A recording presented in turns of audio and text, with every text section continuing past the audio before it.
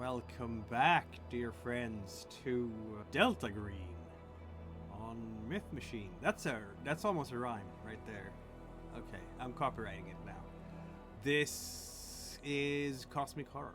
This is a story of presently 4 federal agents who have seen some stuff and will see more. And their body and mind will slowly, over time, deteriorate until who knows what will be left of them.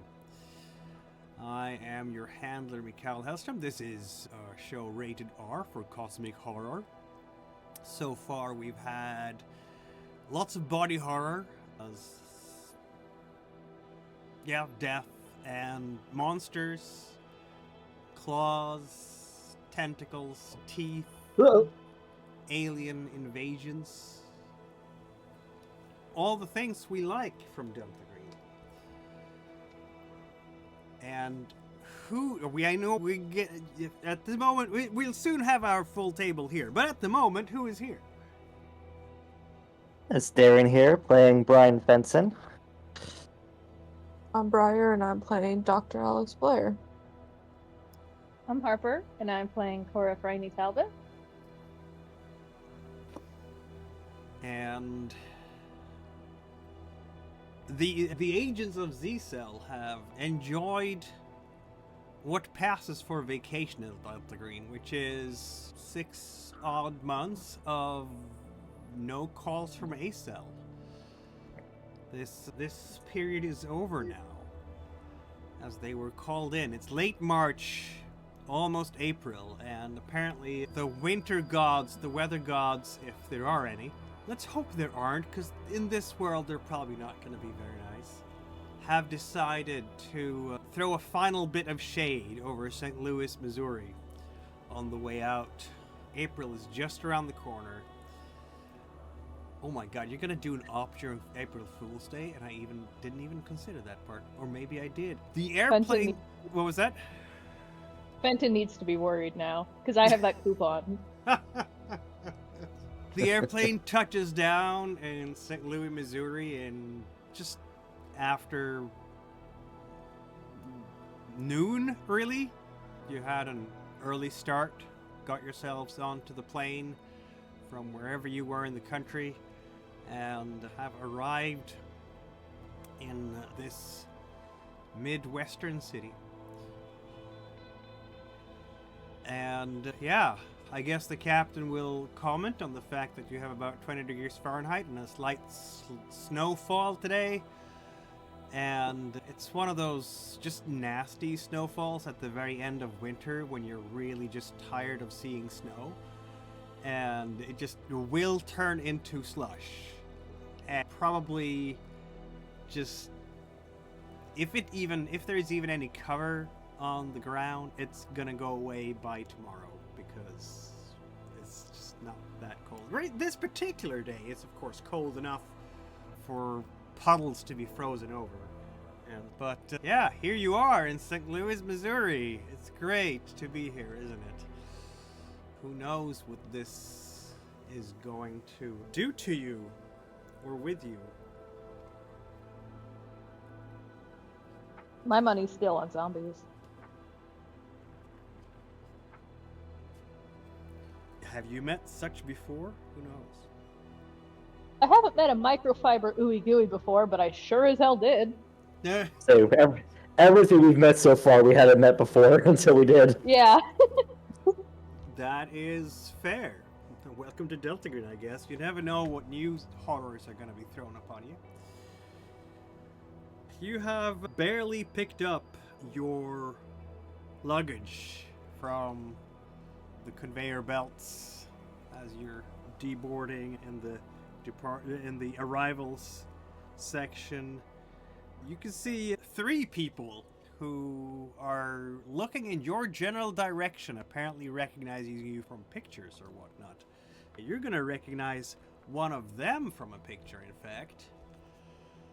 This gentleman. His name is Louis Gaston, and he is a local Fed. special agent in charge. Next to him is two other people with trench coats, probably also federal agents, you could guess. Gaston himself is 40-ish, starting to gray a little bit at the temples, decently trimmed mustache. He looks tired at first sight, definitely tired. But he's gonna lead these other two federal agents up to you guys and basically start making his introductions. He does know who the rest of you are, so he's gonna, like, Dr. Blair, Mr. Fenton, and so on and so forth through the entire group. Please come with me. I've arranged transportation.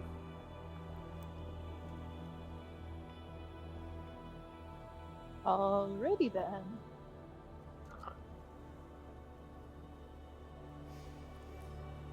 Follow You're, him.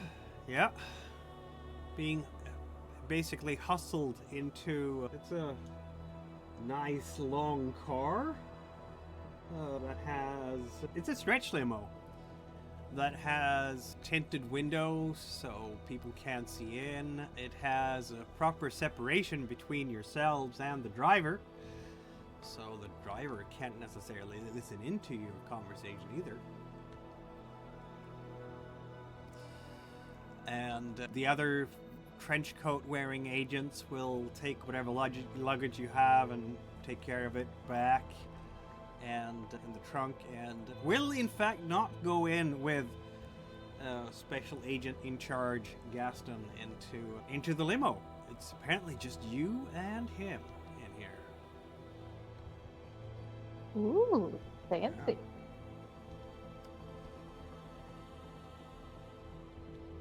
Indeed, this is not the pickup we're used to. Did I finally get banned from driving? You've been banned from driving. Did they finally make it official? No, they haven't made it official. Apparently nobody is commenting on your driving skills at the moment. I know I'm at least assuming one these person. are thoughts that are going on in various agents' heads, because it would be screamingly unprofessional otherwise. Me? As the limo, Unprofessional? as the passengers are closed, the rest of you can see like their cars in front and behind of this limo. You have an escort here. They're even gonna put on. I don't know that they will actually put on the blue lights though. No, they don't need to do that. But you do have an escort here, and he's gonna sigh deeply. Welcome to St. Louis, Missouri. How are we doing this day? Pretty well, things considered. Thank you for the very warm welcome. Don't thank me yet. When you've seen the scene, the opera house, I think you might have second thoughts, but I also think that might be a common theme in your line of work and with your level of clearance. Now, you don't have to loop me in. I don't have quite your level of clearance. Just enough to know who to ask for when something like this happens. And what is it that's happened? He looks tired. Has he even slept for the last... Maybe. We are now going to the mansion, the home of one Colonel, U.S. Air Force Colonel Larry Daniels, retired. He's a member of the board of McConnell Bayless, which is a defense contractor with the U.S. Air Force. This mansion is near to the University District on the west side of the city. He's gonna check his watch. About 13 hours ago, at 0100 hours, there was an explosion at the Daniels residence. About 6 hours ago, the forensics team announced that they were stumped. According to the laws of physics, the explosion was impossible.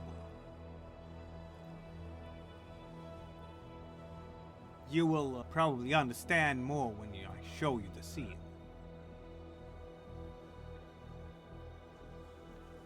He's gonna look towards Talbot at this particular moment. I understand you're the expert on explosions and demolitions, yes? Yes, sir. Let's see if you can pick up on things that forensics team might not have. We will see. At the time of the incident, there was a party in progress. A party of, shall we say, ill repute.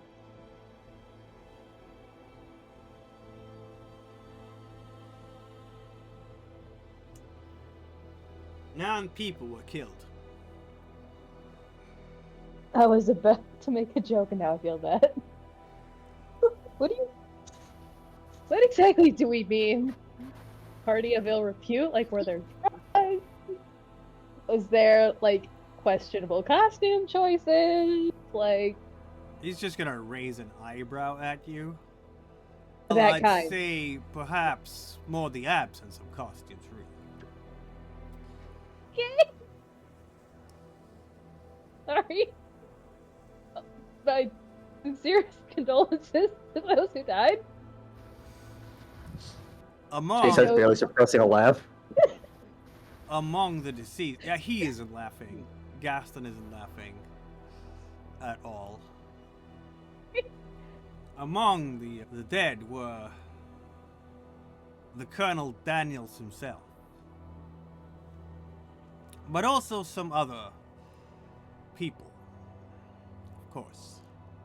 There was Mr. Neil Beagley, who already has a record with the St. Louis Police Department as a known procurer of, let's say, refreshment and entertainers. I promise I can be serious now. Variable legal status. So there were... Okay, there were drugs.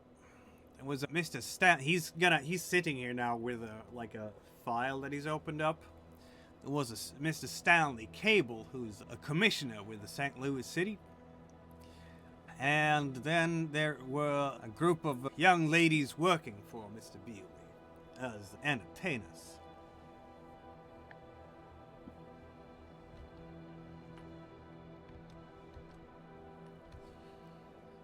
Most of them, and he's gonna look towards you again, missing costumes. Did any of them survive? There is one survivor.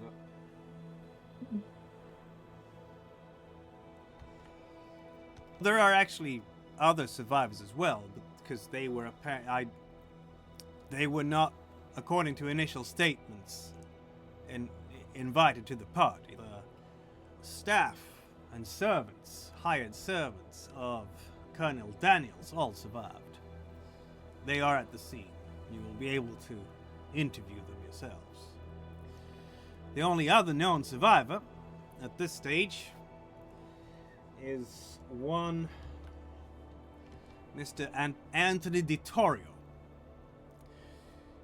Now, he's gonna cause you a little bit of a problem, because he is in fact the sitting Democratic senator for Missouri. He's also the chairman of the Senate Armed Forces Committee. I'm talking about the federal Senate, ladies and gentlemen.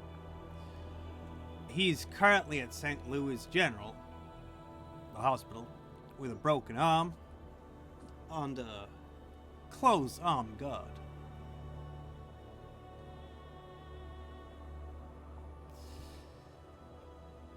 We are currently treating this as a terrorist bombing, much in the vein of the Oklahoma City bombing, but on a clearly smaller scale.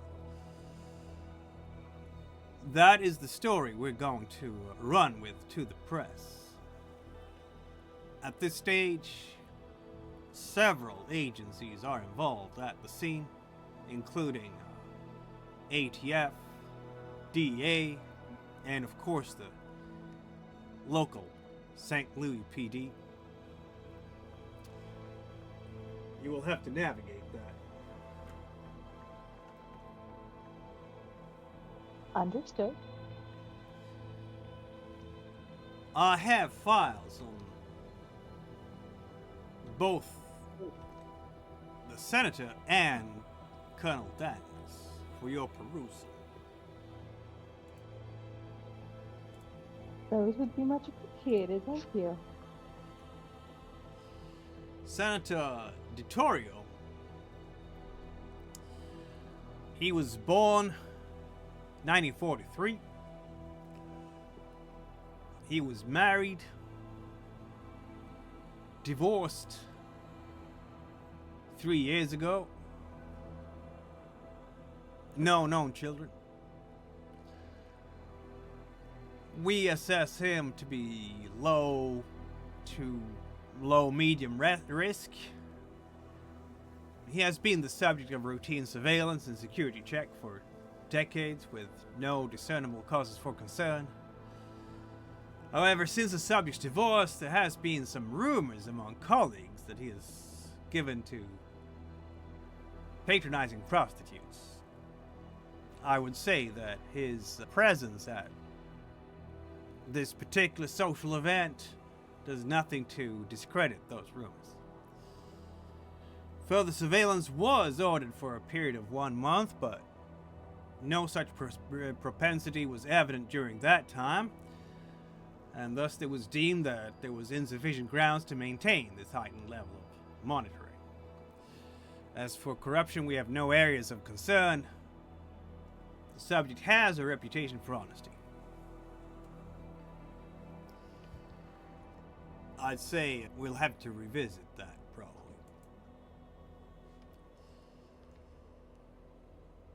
Colonel Daniels, host of this particular social event, he was the director of client accounts at McConnell Bayliss Aerospace Corporation, born in 1935, also a native of St. Louis, single, no children. Joined in 1954, served in primarily administrative roles, including in the Pentagon on classified projects.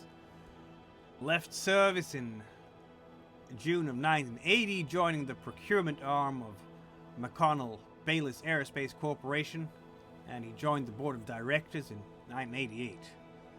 He's also classified as low risk.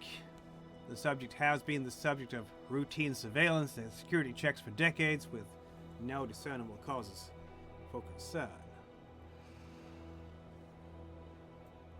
So until now, these two gentlemen did not raise any red flags with any of the law enforcement agencies assigned to provide such surveillance.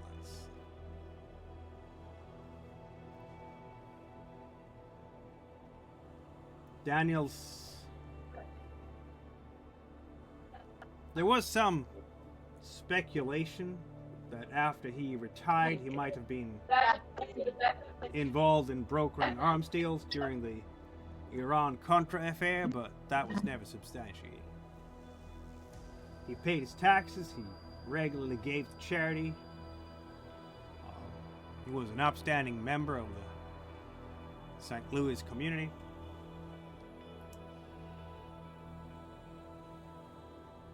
We are trying to keep the nature of this social event from the press. We want to keep this as quiet as possible.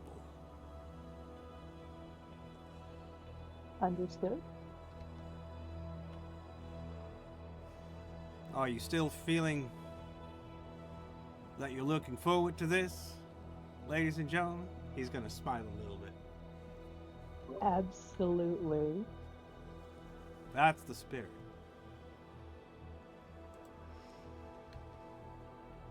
Any questions at this point?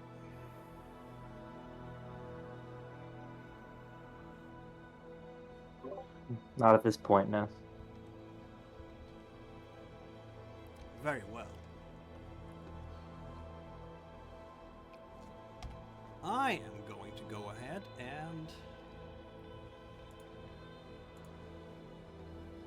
give you access to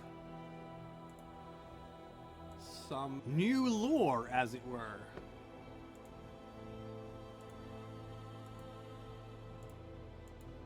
There.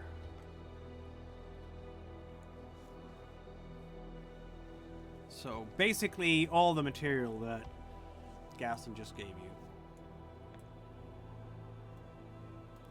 Welcome to the table, Cal. How are you?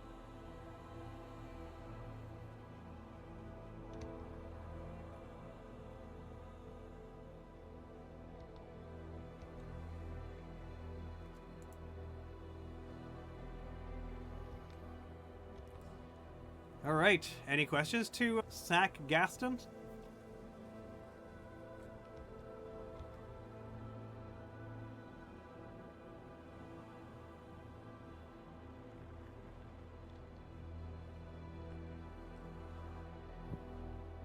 Think we're good?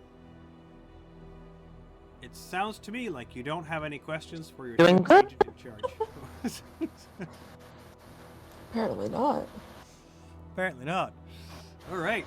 The limo that you are in will continue until you get to a mansion, which will not surprise anyone because that's exactly where he said he would take you.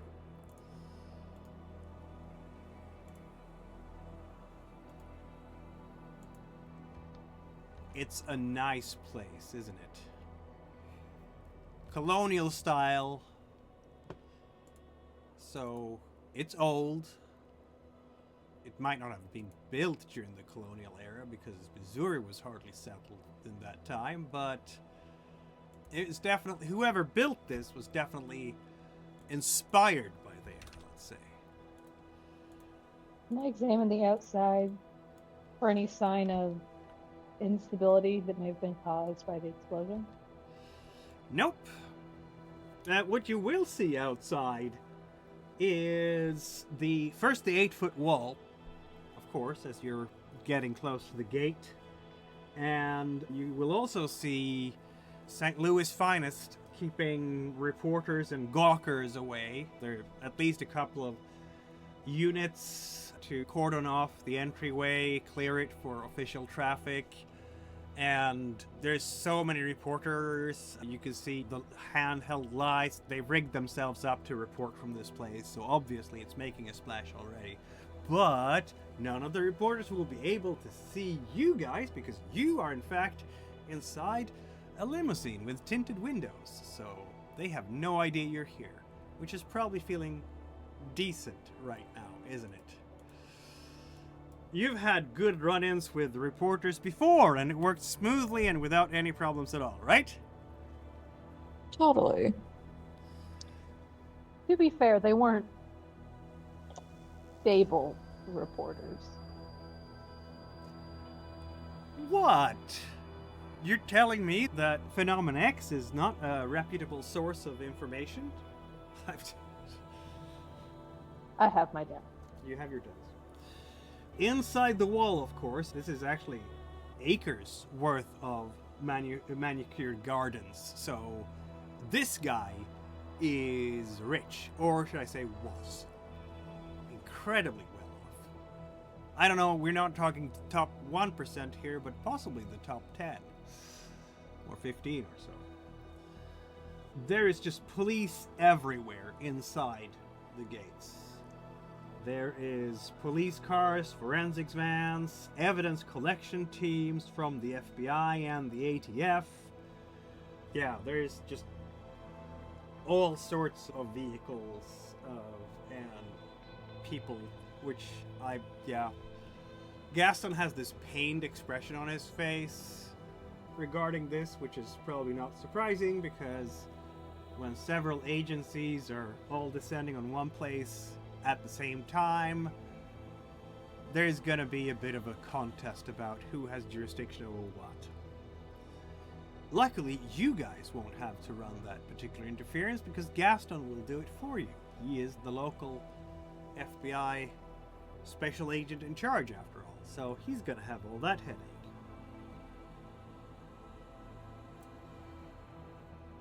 There is a large garage. This guy could afford lots of cars, obviously. Front door, another pair of FBI agents are guarding that. Gaston is bringing you out of the vehicle and he's bringing out his credentials. And they will glance at your credentials as well, but wave you through because they're with Gaston. Now comes the interesting part as we come inside. It's a bit messy here.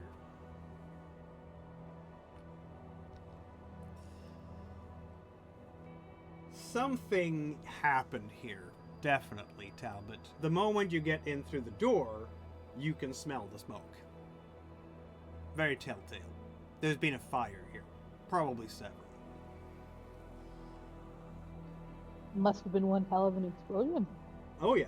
You can see around you as you're looking around, walking. Initially, there is no real, like on the front porch, there is no damage. And the front, like the facade on the front has no damage.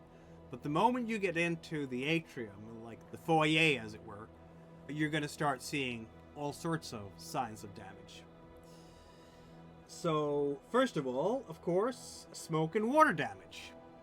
Blackened walls, the telltale signs of water mains that have broken and disfigured and discolored the walls behind which the water lines broke.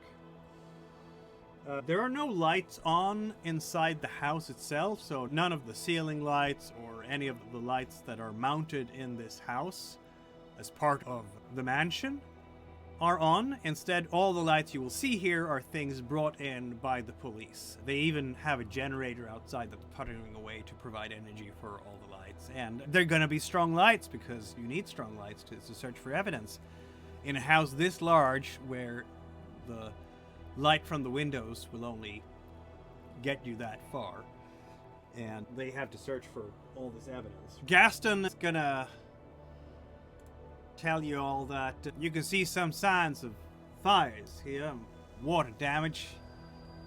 The fires were not actually caused by the heat of the explosion itself, but by various electrical shortouts that cooked the wiring throughout the building. And of course, it's going to give you flashlights, all of you, so yeah.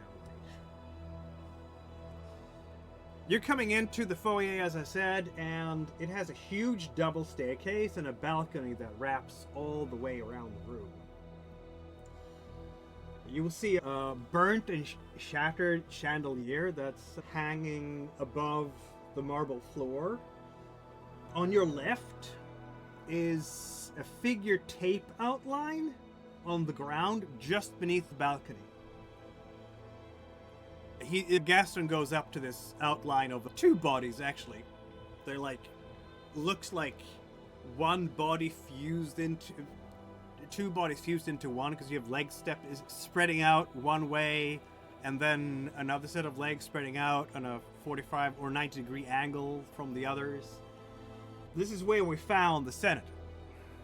Him and his escort, as it were. They were out on the balcony when the explosion happened. Maybe the force of the explosion threw them over the balcony railings, I don't know. The senator landed on top of the woman, and then broke his arm and her neck.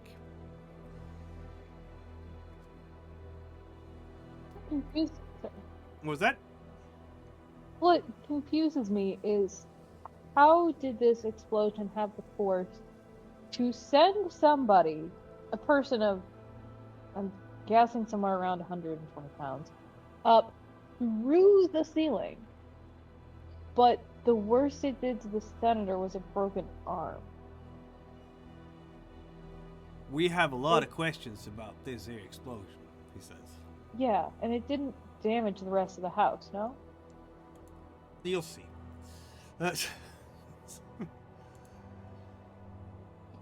Yeah, you've been at Yeah. explosions before, haven't you? Feel free to roll a demolitions check, Talbot.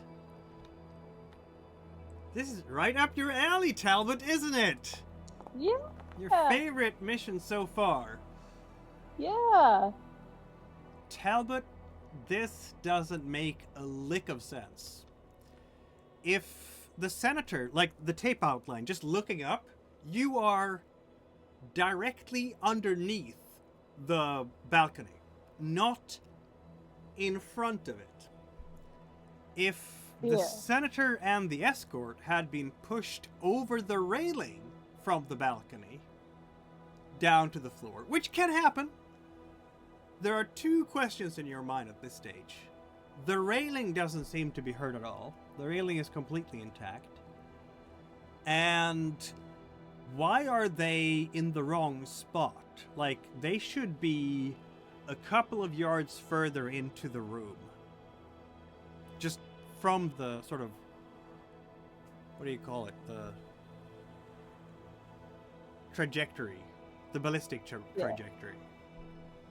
Instead, they're directly below the balcony. Like, when you're looking up, you're seeing the underneath of the balcony. Yeah. So that's all wrong, in your mind. Yeah, and it's like, where did that force come from? Because if it had pushed them off, it would have come from behind them, but I can't see where they would have come from if they're... They were below the upstairs, balcony. obviously, so you haven't seen that part yet. Yeah, but how did they get from there to down there? If they were pushed, they should have been pushed further into the room. Exactly. Anyway, yeah, he's gonna bring you upstairs, and here it gets even worse for you, Talbot, because if this force pushed them like that, then why is the doorway and the wall behind the balcony completely intact? There should be a hole in the wall there. Otherwise, the blast force can't get to them. The blast force goes, punches through the wall, pushes people together with all the debris from the wall over the railing. That could make sense. But the wall is intact. The doorway is intact. Yeah. And again, this thing wasn't weak. It pushed somebody up 2 flights and then stuck them in the ceiling. No, they're on the floor. They were on the floor. No, but in the briefing it said that a body was found in the ceiling. We haven't gotten that far yet. Oh, sorry. So not supposed to know that? There's no sign of any blast concussion at all on this wall or the doorway. One strong house. Or Well, wasn't quite. You're gonna pass through the door behind where they tumbled off the balcony, and you're gonna see around you fragments of furniture, like electronics, like little pieces of wiring, wooden shrapnel, glass, small pieces of glass in the hall, on the floor. But again, Talbot, particularly, where did these pieces come from? Because there are no holes in the walls around here. Maybe they were carried from a second site, like they stuck to somebody's clothes, mayhaps? The walls just haven't been pierced. They are completely unmarked by shrapnel. You can feel the smell of burnt electrical wire, and as you're moving on, it gets stronger. It's Yeah, I know. also... You can also start feeling the smell of vomit. What I'm trying to say is, if somebody set off a bomb, then maybe the glass was stuck to their clothes, and as they walked through the house, it came off. What I'm thinking, at least, because how is that there? If you're voicing that, Gaston will just say, I really hope you're right about that. Yeah. Feel free to roll an alertness check, everyone.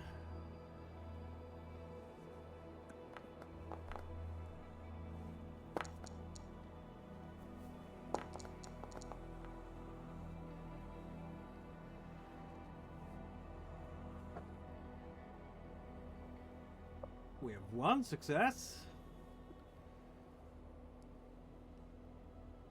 She's in her zone. Yeah, she is in her zone. How about Morrigan? Yeah. Will Morrigan notice anything? If you go into your character sheet and you click the alertness skill, let's go, Morrigan. First roll of the campaign in an active op.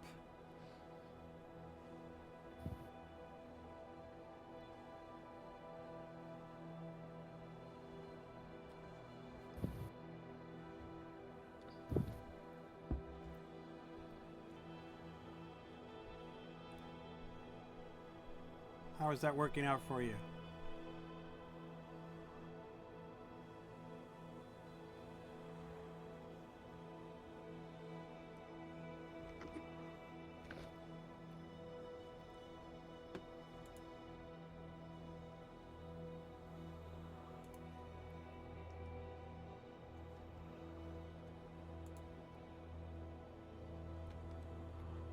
We're having some technical difficulties up here. We'll get a roll out of Morrigan yet, eventually. Talbot, there was a camera flash to the side. Spin around and look at him. Yeah, it's on the room to the right. There's two crime scene photographers. They're snapping pictures. It's a nude woman. She's hanging from the ceiling. Oh, there we go. Morrigan noticed it too, indeed. She's hanging from the ceiling. See? As per your briefing. But here's the disturbing part. She's not hanging by anything like chains or rope or wire. Her left hand seems to be completely fused into the plaster of the ceiling. The arm is twisted and broken and wrenched out of its socket, but still attached to the body by muscle and skin. Feel free, both Morrigan and Talbot, to roll your first sanity check of this operation, because that looks gross. Oh, Is it violence? Talbot, yeah, it's violence, so you will only lose I a have a single. violence discount. Yeah, you only lose a single one. Let's see how much Morrigan might lose, if anything. Ay. Where'd it go? Hey, just click the SAN button on the right hand top side of the sheet. I'm sorry, it's a bit. Computer's not very compatible for this. It's a It glitchy. sounds a bit glitchy, yeah. 1 second. Let me just figure out how this works. Both of you are handling it decently. I don't know if Blair and Fenton are looking that way as well, since the others are. I'm sure at some point we are gonna see it while we're here investigating, so may as well get the Might all as the way. well get it out of the Yeah. way, yeah. Though, I think, Aye. aren't you both But adapted to violence at this point, Blair and Fenton? Yeah. Oh yeah, so it's just one, right? Yeah, just the one. Oh, that's good because I forgot it. Yeah. It looks absolutely bizarre the way she's hanging in that from the ceiling. It's like she's part of the interior decorating in some kind of sick way. In a way that she absolutely shouldn't be, given that she's in fact a human being. That's a logical conclusion. The It's floor Blair. underneath her is just absolutely filled with fragments. Looks like pieces of furniture, but none of the furniture sitting in this room is harmed in any way, shape, or form. Hey Blair, does skin typically fuse to things when exposed to like high heat or force or something? I don't believe it fuses in that way. That would be correct. What typically happens to skin at very high temperature levels is that it peels off the poor victim, like melts off. So, plenty of reports of how people who have been severely burnt will reach out and for help to other people, and when they're grabbed and they're trying to be pulled away to safety, the skin just peels off the hand or the arm or whatever part is being obscured. But this is something else. She doesn't look like burned, this woman who's hanging here. She doesn't look burned. To Blair's eye, there must be something internal that is wrong, obviously, and obviously she has trauma to her shoulder because it's wrenched out of the socket, but your first glance at her does not tell you the cause of death. Maybe it's internal bleeding, organ failure because of the concussion of the blast. I've seen worse. There's bruising on her body, definitely consistent with that sort of thing.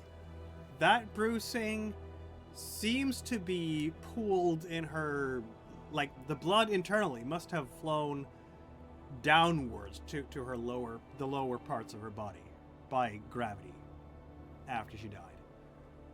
So You said there was a bunch of debris below her? Yep.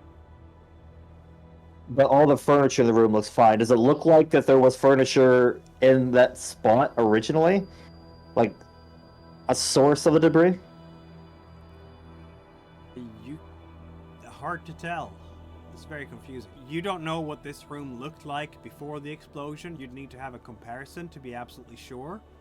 But at first glance, this looks like it's not overstocked with furniture in here, let's just say. So it looks like the first impression you get is this is a room, and suddenly with furniture like probably an armoire, some shelves with flowers on, maybe a mirror on the wall, some nice recliners, that sort of thing. It's a rich person's mansion. What do you keep in a room? And then blast fragments. Is the mirror shattered? Nope. Did we bring that mirror fragment with us? Was that? Did we bring the Club Apocalypse mirror fragment with us? I don't know. Probably not. No, I don't think I would have brought it. Gaston is just looking at that lady as well, and just looking at all of you. And that is why I called you. As he's seeing the expressions of what the heck on your faces. Let me show you further into the party. This is where we think the explosion took place. This is right next to the one with the hanging young woman. The first thing you'll notice is, as you're going through the hallway to get to the actual party room, is another woman. This one is fused through the wall, and her, upper half of the body is hanging into the hallway. Her waist is caught in the wall somehow. She's face down. Her fingertips are just about touching the floor.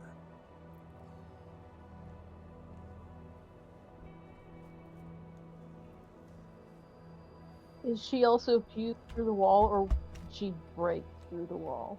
Nope, she's fused to the wall. You know what? This time I'm gonna have you roll a sanity check for unnatural, because this is just wrong. And you can see it much more clearly up close this time. Oh, I just barely succeeded. Yeah, walls don't do that. Good job. It looks, for the most part, we're okay here. The veterans of Z-Cell have clearly seen some stuff, and apparently, so have possibly Morgan as well. The second thing you're gonna notice, I think, is that the wall, this time, there is some effect on the wall, Talbot. Yay! Only it's the completely wrong effect.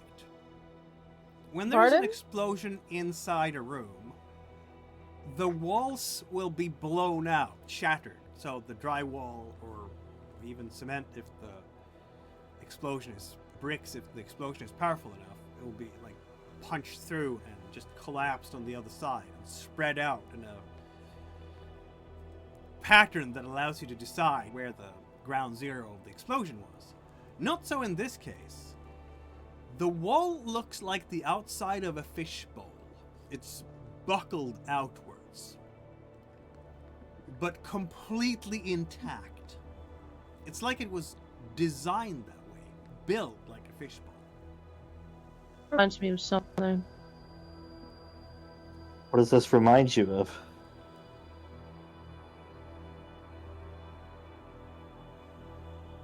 Morgan, guys, share with the team, bud. Can't just be ominous like that. Like Alice in Wonderland vibes is what I'm getting from it. Yeah. How did you get Alice in Wonderland from a bunch of people fused to the wall? No, the wall structure and stuff bending and twisting and being wrong. Oh, sorry. Not the people parts. What did you read?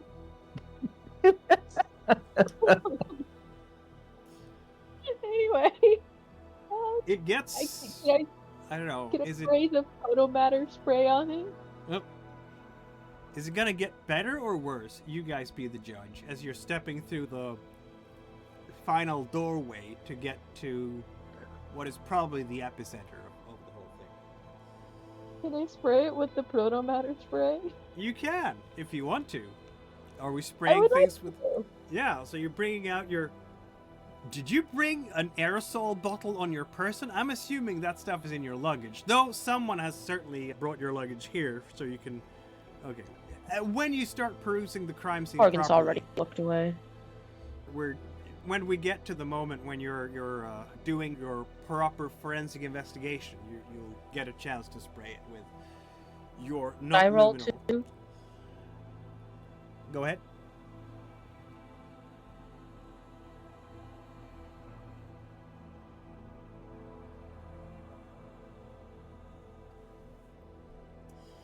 We can't hear you, Morgan.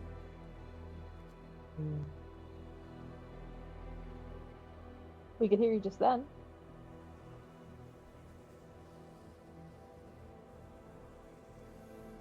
I'll go on. Outside this buckled wall in the hallway, there is a lot more debris than there was in any of the previous rooms. Which again doesn't make any sense because how did it get through the wall?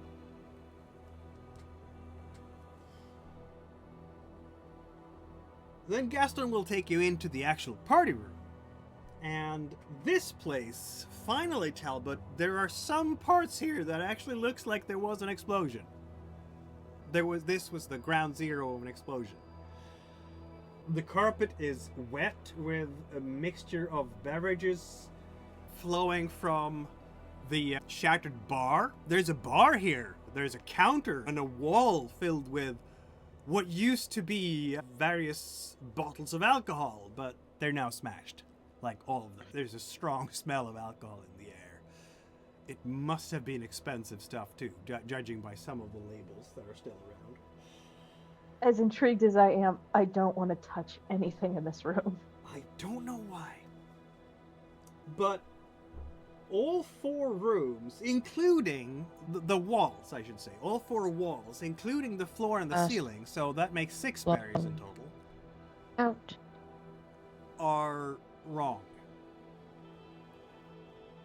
Yeah. Much like the bulge. Basically, you're now standing in what looks like a, by design, spherical room. It all looks like you're now inside a fishbowl.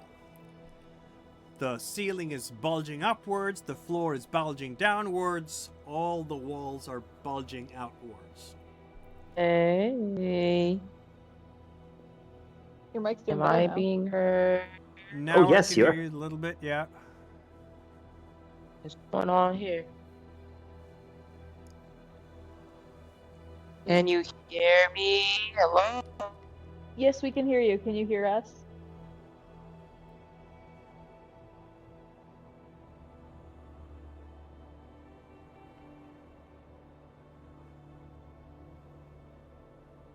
don't So know. the room. Are we sure this room is structurally sound? You're the expert. Exactly, you're the expert. I'm in charge here. Do you want to roll an architecture check? Of course I do. Of course you do. Ooh. Oh. Yeah, this is totally safe. Absolutely, completely, and totally. I can't see any problems with this.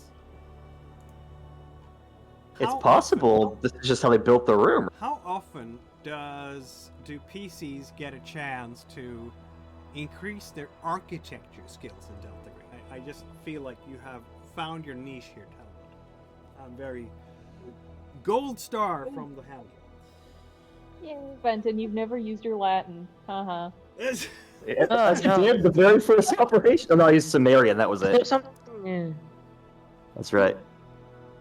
Oh, I cannot tell if I'm making any noise or not. You are making noise. All right. Sounds like we're getting some progress on the technical issues front, which pleases me greatly. All the alcohol and whatever other fluids were around in this room have pooled on the bottom, of course, because it's a bowl shape. That's where it's gonna go, gravity-wise. So the carpet is particularly wet there. There's also a lot of debris in here. You can't see any intact furniture in this room. And Gaston will say, it looks, at first perusal from our forensics team, that all the debris that you've seen in other parts of the house, it all came from this location. The furniture in here has been shattered, spread across, somehow through the walls. The walls themselves have been completely reshaped, it looks like, too. That's right. The debris extends through the house into the rooms above, below, adjacent, in a roughly spherical pad 30 yards in diameter.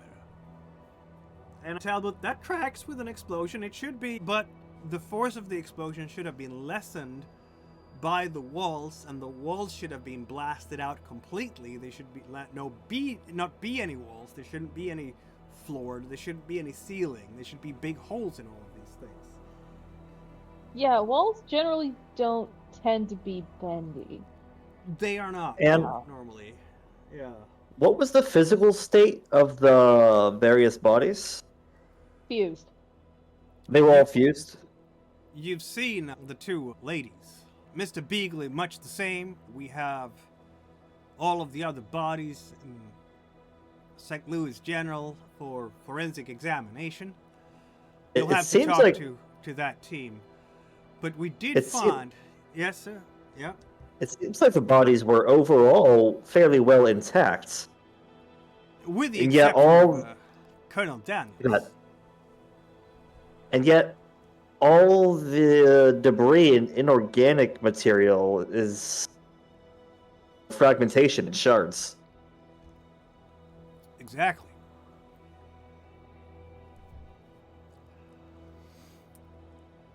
Well, Colonel not all of Daniels it, 'cause- himself was found right in the middle of this circle. Not all of the inorganic material was blasted. There were several pieces of furniture that remained intact, including the mirror. That's Yeah. all leading up to this room. Didn't you say everything in this room has been destroyed? It Yep. looks like. Yep. So everything outside of this room was fine. It's everything in this room where the explosion happened seems to have ceased to exist or been turned to fragmentation. Precisely. Colonel Daniels, his body has been taken already down to the hospital for forensic examination. You could certainly go there and follow up with the forensic examiners later on. But he was found at the epicenter in the depression right here in the floor. He was, in fact, burnt or desiccated in some kind of fashion. Almost, I should say, mummified.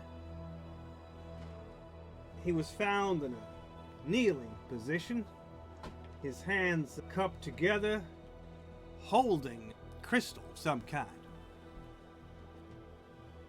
Where's that crystal now? Still in his hands, I believe.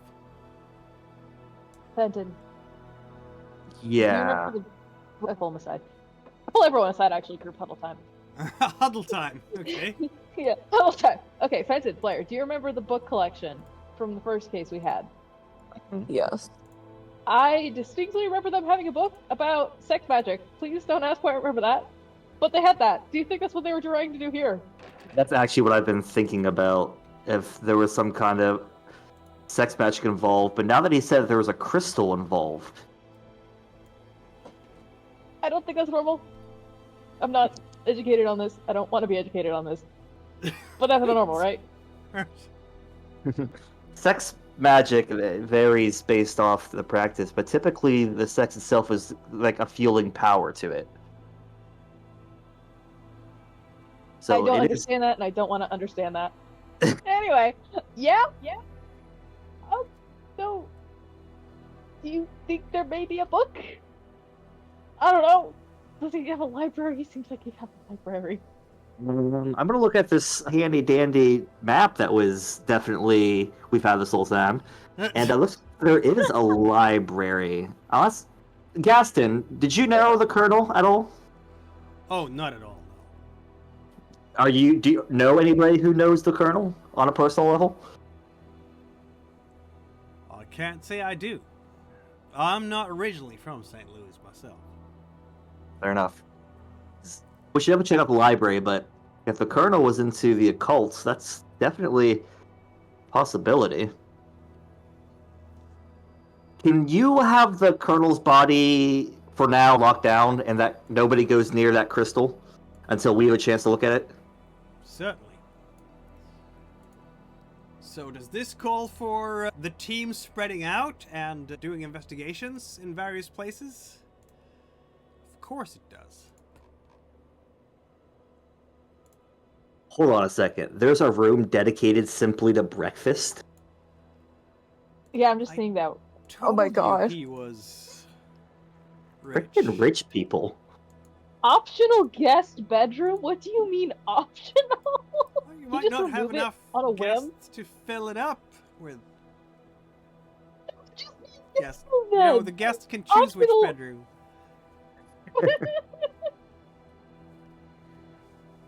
My guest Alright, well- bedroom is my living room. This is absurd. I think the fun part also is that the great room where the party was happening is not, in fact, the ballroom. Jesus Christ, Yeah. these rich people. He has a conservatory? Clue, what the hell?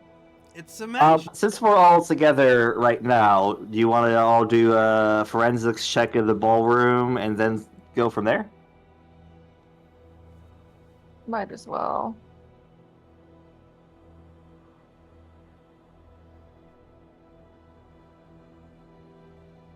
I have to click Brent.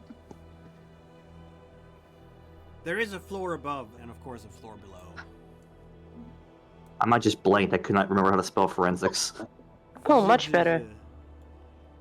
Look Did you at just that. call it forensics? 4 sticks?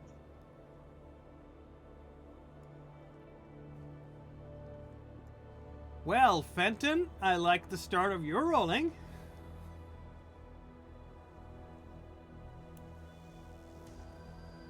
Unlike Blair, who is not really...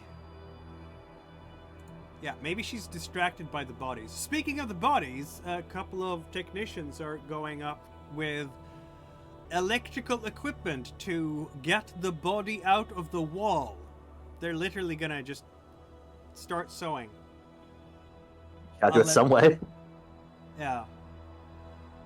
Seems to me that instead of an explosion, it feels like the space expanded. Yeah. Yeah, Morrigan, you've seen explosions. This is not how explosions work. This is definitely not how explosions work. I can allow you to roll a demolitions check too, because I allowed Talbot, so go ahead. Feel free to. You might fail it and get a check mark in it. You never know. Morgan getting very confused by how this is definitely not what an explosion should look like. Just complete disorientation. Except, yeah, okay, yep. Morgan is ever so slightly disoriented by everything just looking wrong. This is not what explosions should look like, particularly not in enclosed spaces like this. Everything is wrong. Can't put your finger on how this could be. Exactly. Alright, I heard a rumor that Fenton wanted to check out a library. That is true. Check it out too. Oh, is that of it? I'll check it out too, just to make sure there isn't more explosive devices in there.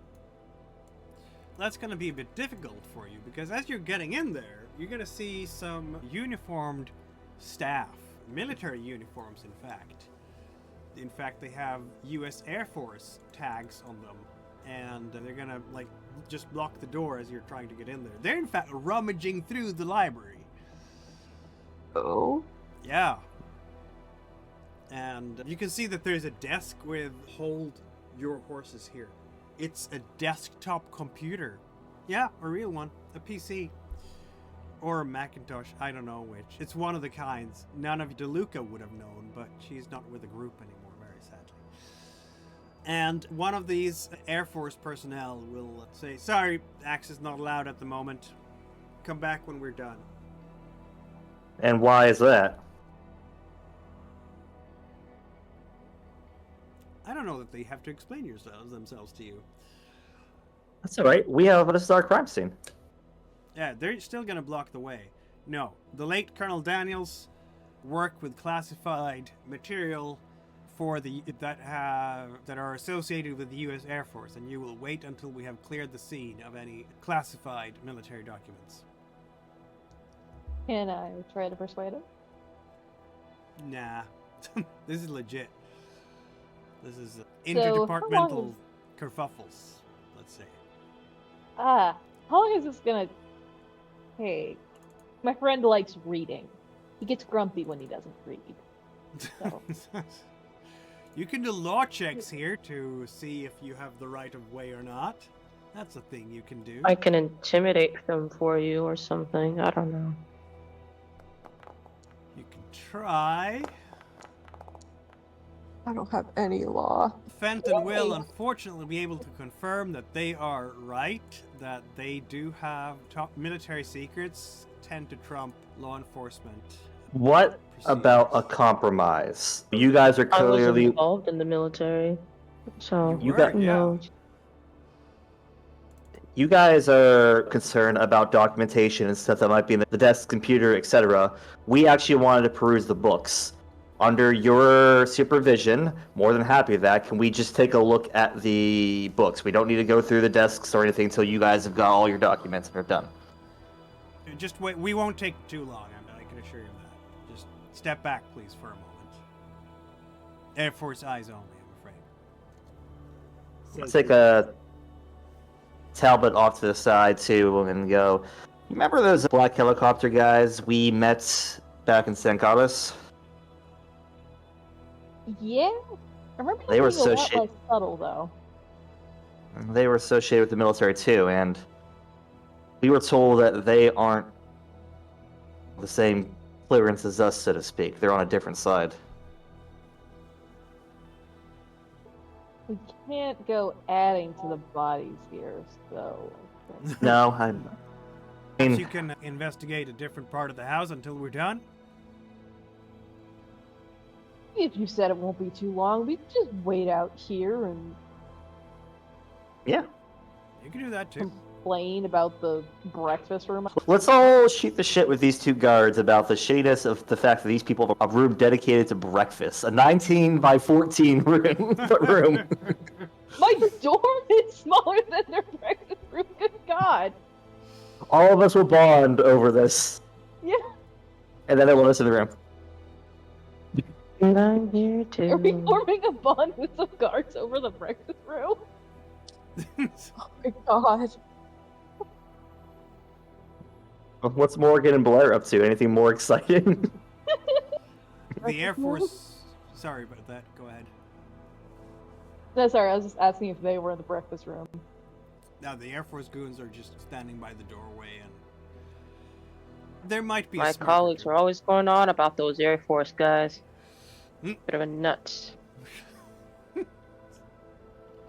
Morgan. They were Morgan was right. Morgan was in the army, right? Yep. Yeah, so not Air Force. Yeah. So there is absolutely no love lost between Morgan and these guys. Yeah. You know, everyone in her platoon thinks that the Air Force guys are absolute nuts. To not associate with them. That makes sense. Either nuts or pencil pushers, right? Yes. Because, wait, watching radar screens is a serious job in this organization? Jesus Christ. Anyway.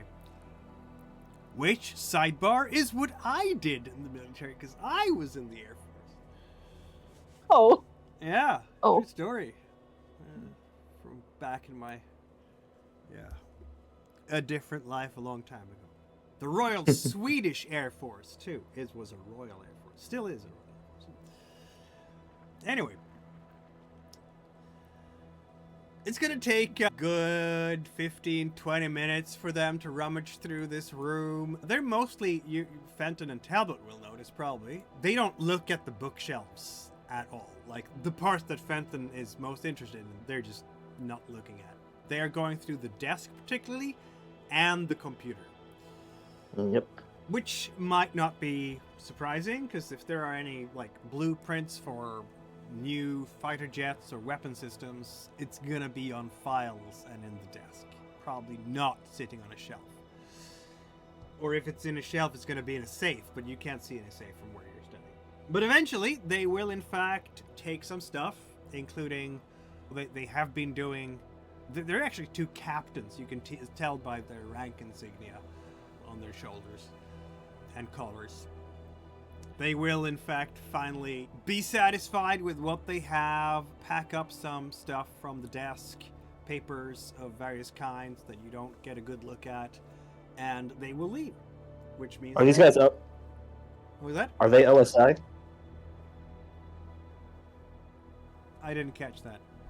Are they OSI or They're U.S. Air Force intelligence, yeah. Intel? Okay. Yeah, you should probably be able to figure out which branch they're from within the Air Force.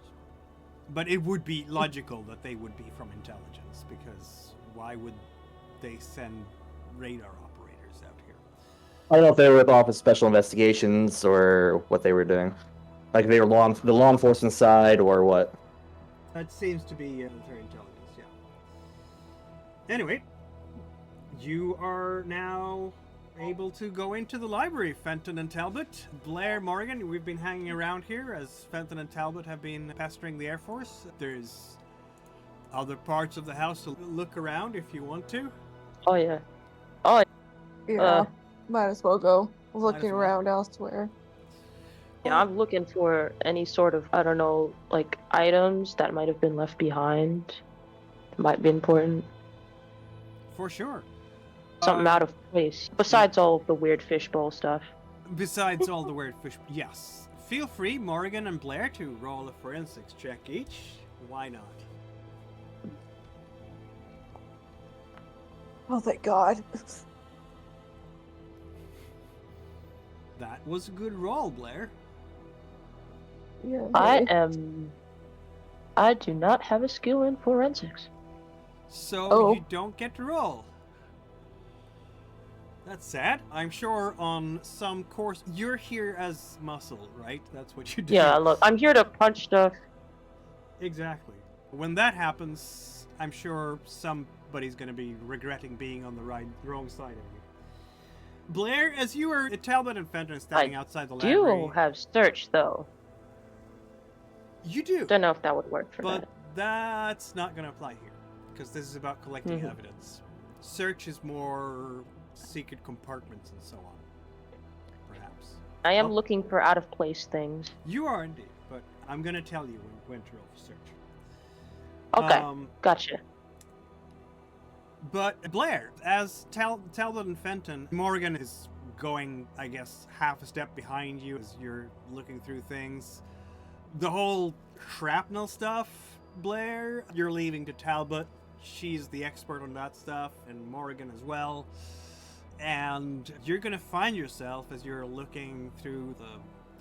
I don't know. What are we doing first here, Blair? The same floor, you're walking in a circle around it. It takes you some minutes to go through maybe, a dozen or so. Are we going upstairs or downstairs from there? Let's go upstairs. Very well. Just about at the same time as the Air Force guys are leaving, Blair is going to find Colonel Daniels's bedroom. It's not actually located very close to the party room. It's more above the dining room. Which means that there's basically no shrapnel in there, but there is still interesting things in this bedroom. First of all, there's a wall covered with certificates, decorations, pictures of Daniels with people. That must be important because they're all wearing suits and uniforms of high rank. And apparently he's been a very decorated person, this Colonel Daniels. We'll get back to further results from the bedroom once we get back to Fenton and Talbot, who now have access to the library, no less. Yeah. What are we doing in the library? Looking for any occult-based texts. Since this is not a forensics operation, why don't you roll a search check? Oh, is that for me? Nope, that was for No, Fenton it's and for Talbot. me. Oh no. Well, Fenton succeeds where Talbot failed. Picking up your slack, as always. I think Talbot Oh, will shut get up. bored with this search after a little while. There's the usual stuff that you will find in a library. All the classics on one shelf. Mark Twain, Dostoevsky, Tolstoy, Dickens, Shakespeare, and so on and so forth. I just pick up Hamlet from the shelf and I go, this dude deserved what he got. Why are you doing the bard so dirty? Because he deserves it! No! Sacrilege! Talbot immediately loses all sanity points. I pick up Hamlet Heresy. and die like Absolute I should. heresy. But, Fenton, you will find some interesting stuff in here. Because one section of Daniels' library, so all these classics of literature, Fenton, they're there for show. Like, when you pick up one of the classics, I don't know, which one is Fenton picking up from the shelf? I don't know, Hamlet? There you go. How dare you? And, Oh, and shit, just I like Hamlet. leafing through it. No, um, wrong. It still almost has that new book smell to it. There is no signs at all that it has been thoroughly thumbed. It's just, forensics checks from both of you as well, by the way. I realize that we need to do both here. But, Fenton, you will find the different section in a different bookshelf.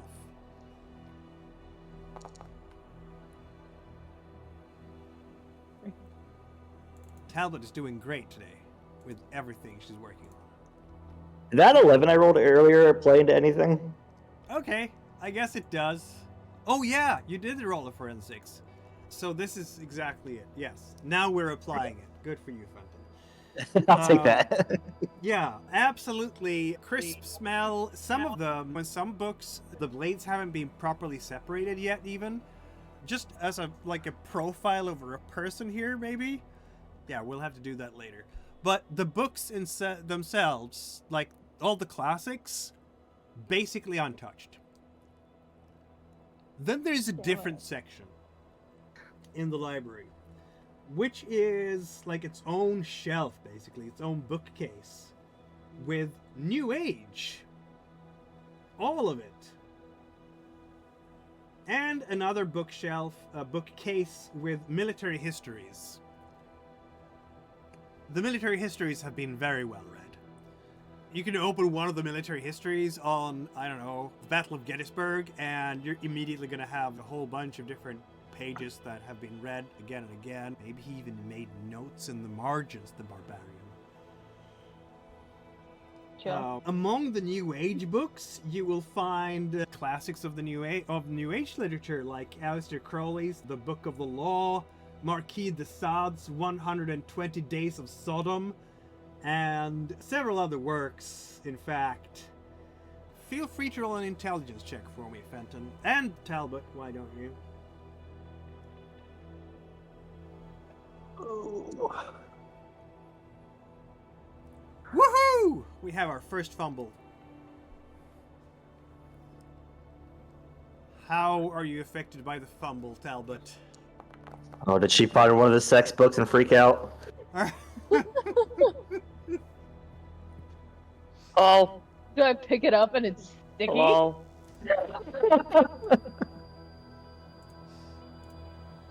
Do you want to roll You know a what? fumble, or do you want to pick one? I'm gonna do willpower loss. I picked up a book, it was sticky, and I just threw it on the ground. Okay. Roll a d6 willpower, please.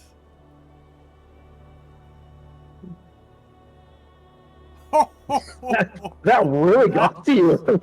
Oh. Creepy curse word. Yep. Agent What? Sona is Hold it, wait. distressed. I never thought looking through an old man's porn collection would be so disturbing. There isn't so much porn here, to be honest. That's honestly what Blair will find. Yeah. Blair and Morgan find the porn. Yay. Upstairs in the bedroom, where I guess it belongs in a sense. Yeah, I'm not touching anything without gloves. That is procedure. So good for you. You will find up there, in fact, a trunk in the closet. And as you're checking the trunk in the closet, Agent Blair, Special Agent Blair, Doctor, you will find all the porn stuff. Yes. All sorts of masks and whips and restraints and various sex toys. This guy... Oh no, he found the porn. He enjoyed all sorts of... He had kinks, let's say. I'm not shaming him for that, mind you, but he had kinks, definitely. Yeah, Blair's just gonna quietly close that chest and go back to searching around. Feel free to do an intelligence check for both Morgan and Blair, because on Blair, Dr. Blair, on the... It's a 4-poster bed, right? With the curtains and everything. And we have our second What's it? fumble, everyone. Oh. It's lovely. She found something sticky. Yeah, I guess Blair I found found sticky. too. Are we going for a d6 willpower for you as well? Yeah. Okay. Apparently Morgan is just too collected to care. As disturbing as this is, maybe you're starting to get an understanding of why there was some vomit smell on the different levels here. Maybe- Yeah. I want to maybe cut my hand off. The PD saw things that you... Oh, who knows. But There's- Morgan, that 4-poster bed, there are marks on the wood indicating that handcuffs have been applied to the posters. But they're I not see. fresh. They've had time to age over a little bit. Like the exposed wood has been. The exposed wood is not freshly exposed. And Blair, Morgan would probably like just point to the marks and be like, "They were doing weird stuff in here. I know they were." Clearly. Blair is just looking, I don't know, shocked. Revulsion? I don't know. I Describe. just seen a lot as a doctor, so I don't think it's. I think it's more like mild repulsion, but she's not gonna freak out or anything over it. There's some kind of reaction given that you just lost some willpower points over this. Yeah. This is when. Totally used to it. No, I'm saying, he's totally used to it. Apparently. There is on the nightstand thumbed pamphlet. One of these pamphlets that you pick up when you've been to, I don't know, anything that wants to spread information about themselves, be it a church, an organization, like the Red Cross, or I don't know, anything like that. You go to your local chapter of YMCA, it's going to have a pamphlet like this. Though, yeah, it's decent budget. It says, the heading on this pamphlet says, "Your Realizer and You." And the picture, you'll see that in a moment. Meanwhile, in the library, Fenton and Talbot, who did not, in fact, find any porn, just a bunch of New Age documents. And a sticky book. And, Yeah. yeah, Someone was really into those New Age documents. absolutely. Oh God. Yeah, that's not at all entirely impossible, because when you're comparing the book's age, Fenton, there's gonna be a little bit of a pattern here. Among the New Age stuff, the most fresh part of the library, and I'm not talking about most recently published books, more recently purchased books. When you're comparing how yellowed the pages are and so on and so forth, and maybe how thumbed they are, you would conclude that the newer books, the newest books in the collection, are all about crystals and crystal-related magic and rituals. Bingo. And one exceptionally well-thumbed book that you find in this particular segment of the library is called Inner Science, A Guide to Modern Reality. That just sounds like a sex book, I'm just saying. Am I familiar with any of these works? She's been studying occult too. Yeah, why don't... It's a bit niche, but go ahead and roll an occult with a -20. -20, oh come on. I'm brutal like that. The masters in this shite. Well, that was not another fumble, so good for you. Hold on, Mike. I'm convinced it's a sex book. I just know it is. Now, even with the normal, I wouldn't have got it. Yeah, no, this is clearly niche. But the author is apparently one Herbert Price. The publishing year is 1962. The foreword, is written by the Living Power of the Analysis Foundation. Published by Analysis Foundation in Tulsa, Oklahoma. And there is an inscription too, in like first page, like the inset page.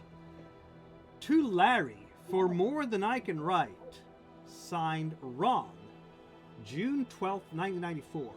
And an old picture taped by the inscription.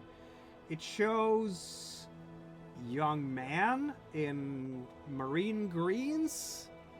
He is blonde, has an arm around an officer. Actually, not an officer. He's dressed in a tropical suit and has a straw hat, but he's middle-aged. Damn, they must have got up some wild stuff. Yeah, And this young Marine isn't our Air Force colonel, is he? Depends on how old the picture is. Was it like 94? So the book is inscribed 1994. The colonel is born in the 30s, so if this picture is from the 50s, that would track. But it looks a bit. It just occurred to me it's also 1997 right now. Yeah. Not 2025. My bad. So you'll have to do some analysis of the photo too. Yep. So I'm gonna. There is a name tag on the uniform, of course, of the Marine, but it's not readable for your eyes at this particular time. I'm gonna collect this book, any of the other books on the crystal magic stuff, and anything else that might be by this author. Not by this author. There's a whole plethora of various authors. Okay. But anything that's basically got anything else to do with like crystal magic or anything like that, I'm collecting that. A bunch of stuff. You're gonna have readings for tonight. I'm telling you that. There is probably around 20 books on the subject, if not more. Benson is visibly excited. I am visibly concerned. That's just because you grabbed the sticky book. What was the sticky book about? Was it Hamlet? Was Hamlet sticky? It was about crystal sex rituals. I like picked that one up with a pair of tongs that I got from the breakfast room. We'll put that one in its own special bag, away from all the others. Even more concerned. One can understand. No, I don't want the sticky book going anywhere near the not sticky books. There is nothing you can say to save your reputation. If there was a bond, it would go instantly down. Up in the bedroom, Blair has found a brochure from the Analysis Foundation. It's called Your Realizer and You. And it's, as you're leafing through it, you will see like the history and power of crystals. It's a pretty simple. Yeah. It has all sorts of, words about crystals in it. Apparently, it's encouraging people to use their realizer to empower themselves. Sit upright and relaxed, cross-legged on the floor. If you choose to sit on a chair, place your feet a little apart from each other without shoes. Gently caress your realizer with one or both hands. Keep your attention, and so on and so forth. Mentally repeat the following affirmation. I seek the true light. I am filled with the true light. The living power will lead the way. I guess Blair will be taking that for evidence. That makes sense.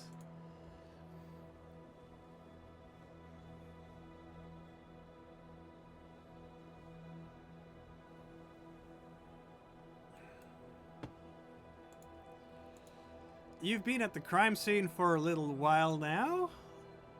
You've perused a library and a bedroom. What else do we want to do here? I want to check out the breakfast room. The breakfast rooms? We should probably check the den at some point. Scope out the amenities. Is there a bathroom? There's definitely that, yes. There are several, in fact. Can I take Morgan to investigate the breakfast room? I need time away from Benton. I do. Breakfast. Look, your reading list is a very disturbing, man, okay? The breakfast room has an I think absolutely... they have coffee in there. No. Nothing. I guess... Nah, I think the entire house right now is considered a crime scene, so they haven't messed with that. But you have an absolutely wonderful view of the backyard, and the terrace. Gee, this is the kind of money we all wanted to come into. My house is fine. Yep. When I become rich and famous, this is the kind of house I want. Or at least rich. Hey, Morgan. Yes. When we first met, you mentioned something about a mirror, right? Yeah. Did it have any runes on it? Any phrases? Something like that? Runes? Phrases? Something like, don't speak their names? There was. Yes, there was. There was another. I don't know about the mirror, but I do know about that other mission I was on. Definitely had something with that. It was written on the walls. Something about suns. I don't know. I've been trying really hard to forget. Sorry. I just bring this up because Fenton and I found a mirror shard in a club. Oh boy, it's back. It's what's bad. Something horrible. Something very horrible. Does the mirror affect those around it? It's why I don't sleep. Fuck, I run back to Fenton. I tell him to call Laura immediately. What? Why? Get her on the phone now. Tell her that the key to my house is under the flower pot. Get her out of the house now. Slow down, Talbot. Why don't you try? Call her now. Okay, and when I call her and tell her, "Hey, it's me from St. Louis. By the by, run over to Talbot's house to spend the next week there for reasons I can't tell you." Tell her it's a gas leak. Just get her out. I'm gonna dial Guy. And I'm just gonna ask him if he can do me a major favor and get Laura out of the house for the evening until I can talk to Talbot and figure out more what's going on. Roll me a luck check.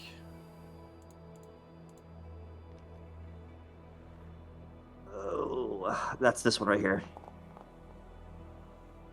Unfortunately, he is not picking up the phone, but you can always leave a message after the beep. Gotcha. I'm assuming that failed luck check. I'm not going to be able to get hold of Laura either. That's correct, yeah. Okay. So I'll try them both, and then after a couple times, I'll just turn and shake my head going, no one's picking up. What is happening, Talbot? I just spoke to Morgan. The mirror. The mirror is associated with some sort of occult thing, and it messes with your mind, okay? Talk to Morgan! No! Okay? I look at Morgan, kind of my face asking, could you elaborate? It was sometime in my military days. Came across a ritual of some sort. Then a mirror. And somehow, later, found a message that sounds similar to what you guys are talking about. What are you guys talking about? You're... Oh yeah, We... that. I'll You know I leave still times. Wouldn't want that to happen to you. Be careful. I'll just leave a urgent message on Maddie's, Guy's, and Laura's voicemail to call me back as soon as possible. And whichever one calls me back first, we'll go from there. Okay. This will be an interesting conversation with them. Yeah, but I got some time to think about that. Yep. Unrelated to the mother of my child apparently about to be attacked by a demon mirror fragment. What? Oh, we haven't discussed that yet. That's not important right now. Does anyone else notice that the debris kind of looks like a sun pattern almost? Oh, it does. Oh, wait, it looks like a geode, actually. Like the symbol on the pamphlet. Yeah. What do you want to... Is it possible he was trying to attempt one of the rituals and something went wrong and his energy, like, exploded? At this point, I'm almost certain it's got something to do with that. This guy, and I'll fill in Morgan and Blair with what we found in the library. This guy was clearly into some occult practices. And I agree. I think they were doing something, and it went very wrong. There are some other clues here as you're looking through the house, because Fenton did, in fact, have a critical success on the forensics check, didn't you? Did. Well, there are some pieces of clothing left lying around in the house, because it was that kind of a party. Mhm. And there is, in fact, an extra pair of women's shoes, an extra pair of women's underwear, and an extra pair of men's pants. Not underwear. As an unaccounted for victims. That doesn't match up to the amount of victims we have. That's correct. You even will find in the pant leg. This is where Talbot lost the willpower point. A man's blonde hairs. Are the The man's- pants well tailored? It's blonde hairs anyway. You don't know if it's a man or not. No, are the pants well tailored? Are they finely made? Do they look like they would match a nice suit? They would definitely match his suit. Yeah, absolutely. Check the photograph. The photograph it was the young Marine, but the blonde-haired man was the guy in the suit, yeah? With the hat? Nope, it was the Marine. Oh. The Marine was the blonde-haired one. Even then. We'll have to figure out who this Marine was. And you will definitely have secured the strand of hair with in the forensic kit, so you can send it off for testing. And if you're lucky and there's like the root of the hair there, you might be able to get a blood type out of it. Can I take a walk outside the gardens to see if there's anything? You certainly can.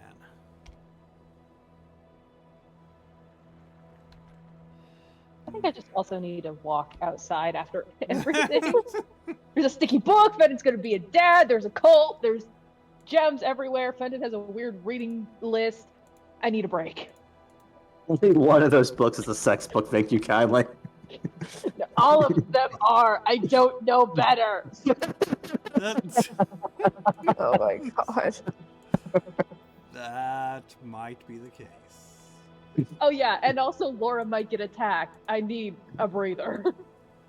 Fair. The young Marine in the picture looks kind of like this.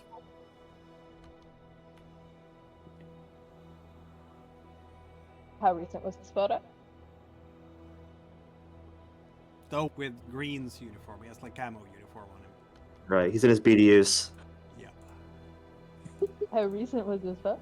You were in fact looking at Daniels's file before, and you have a picture of Daniels on that file, and the picture of the guy in the suit with the straw hat looks like Daniels.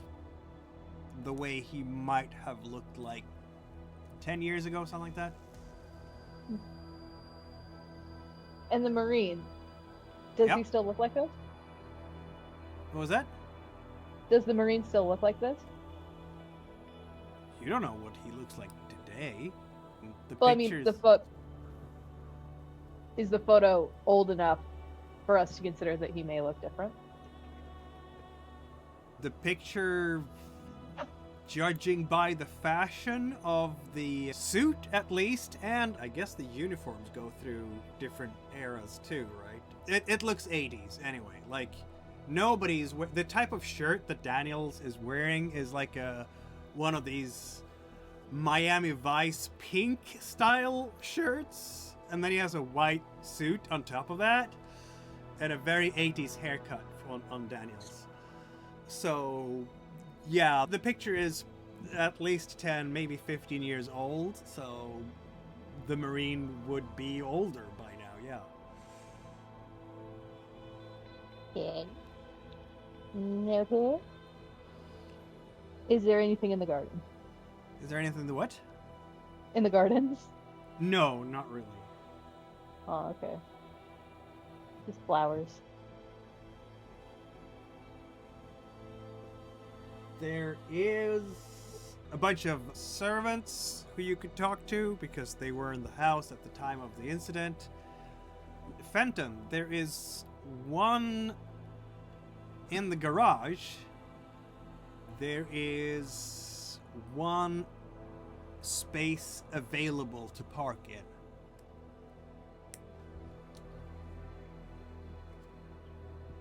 So does that mean a car is missing, though, or just that he has an empty space? I don't know. I guess Yeah, we'll very have to much. dig deeper and find out. I'm just saying, the guy has a breakfast room. He can probably afford another car to fill that space. We also seem to have enough evidence to support at least 2 possible missing people. Or Yeah. unaccounted for people, I should say. A female and a male.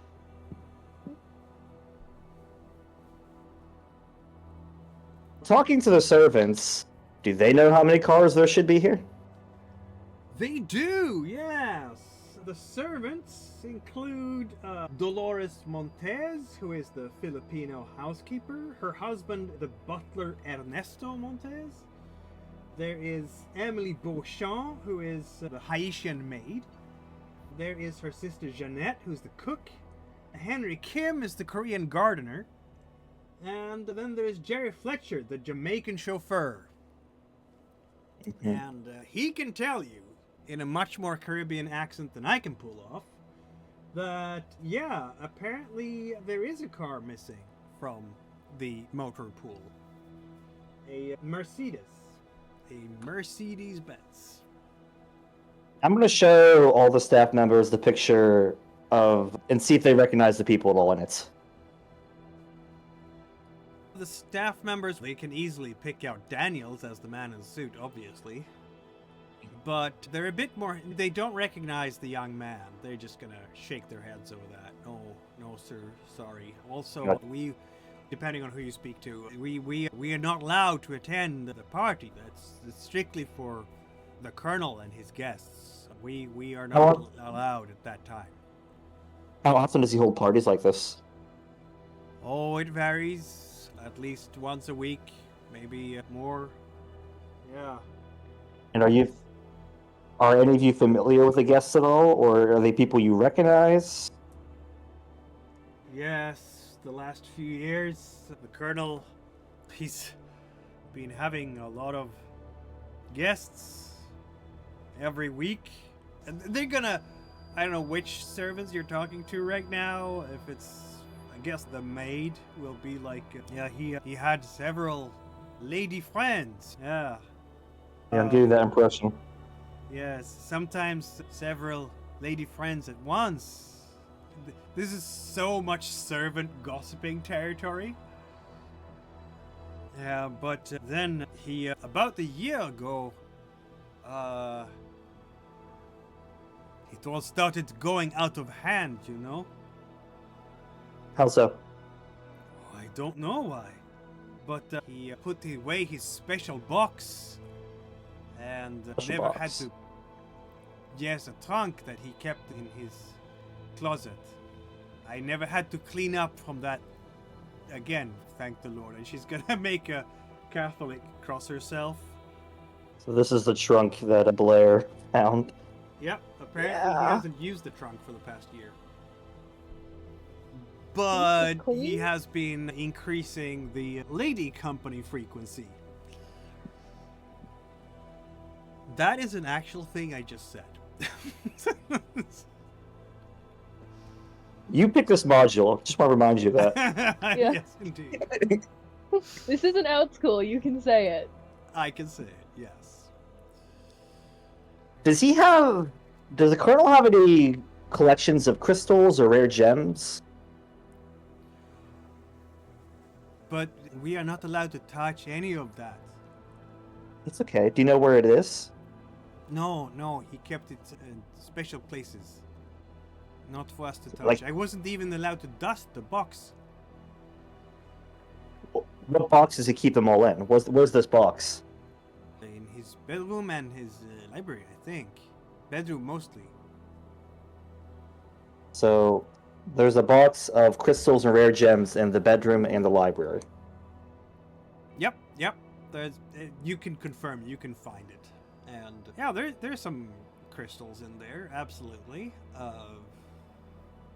corresponding to various of the texts that you found in the library. Interesting. Are they sticky? They're very pretty. He said sticky. Oh, sticky. Sorry.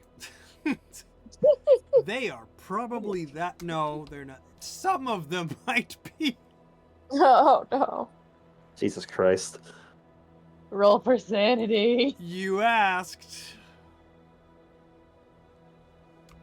No, I'd probably have to study the books more to really start making connections between what crystals might mean or do what.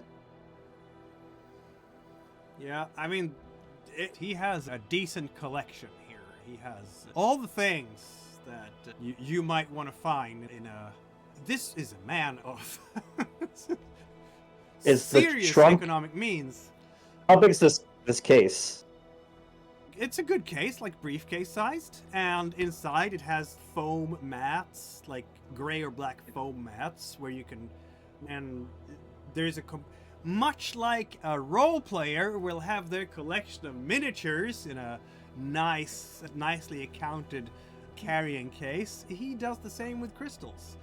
You will find black tourmaline, obsidian, citrine, lapis lazuli, selenite, hematite, moldavite. I will collect the cases as well. Very well. So I got the cases and I got the book collection. There's amethyst inside here. There's rose quartz. The rose quartz is definitely the sticky one. Yep. A cruel Fenton would ask Talbot to hold this without warning her, but I'm not cruel. Giving Fenton even more of a side eye, like, what the fuck are you doing? Yeah, if the crystals are involved in the rituals and everything, I would want to have them with me when I'm studying to try and connect which ones to which rituals and figure out what he was trying to do. I'm gonna have to highly suggest against trial and error. I'm not going to attempt any. You No, really I'm not going to attempt any you rituals. were. No rituals.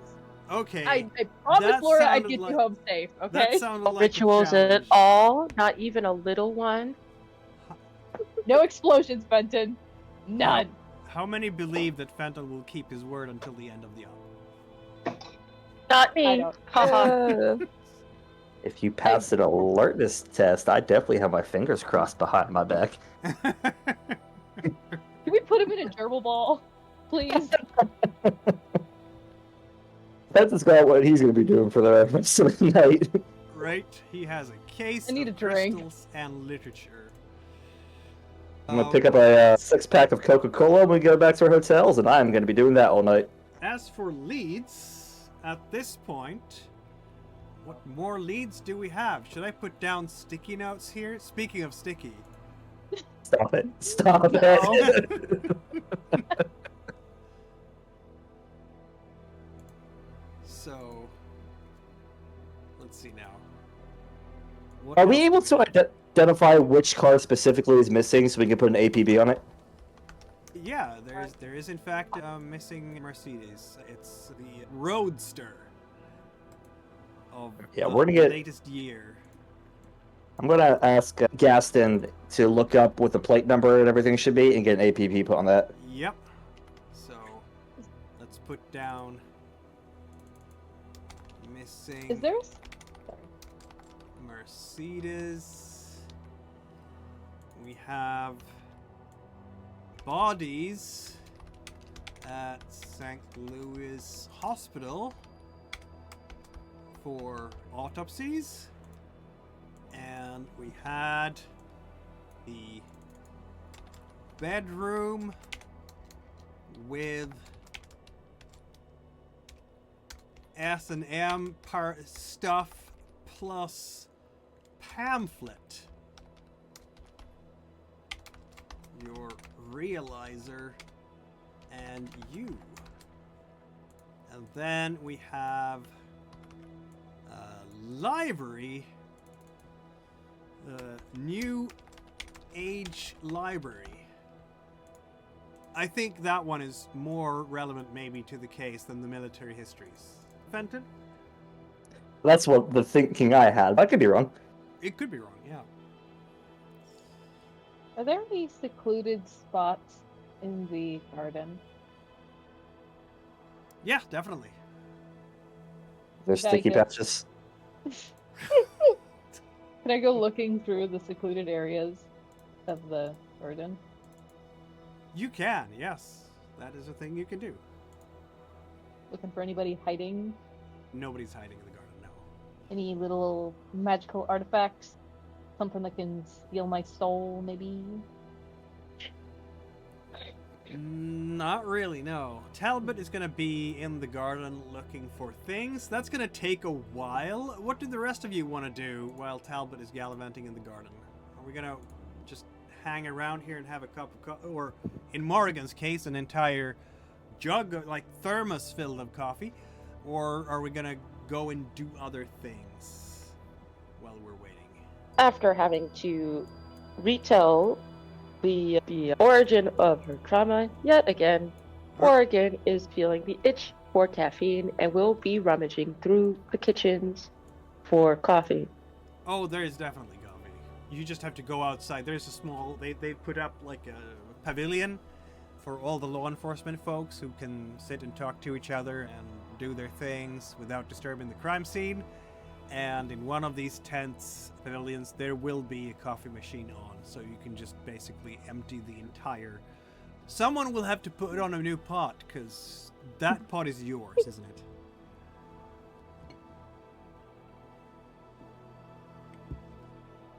Let's see now. Do I recall if there is, in fact, such a thing as caffeine addiction in the core book?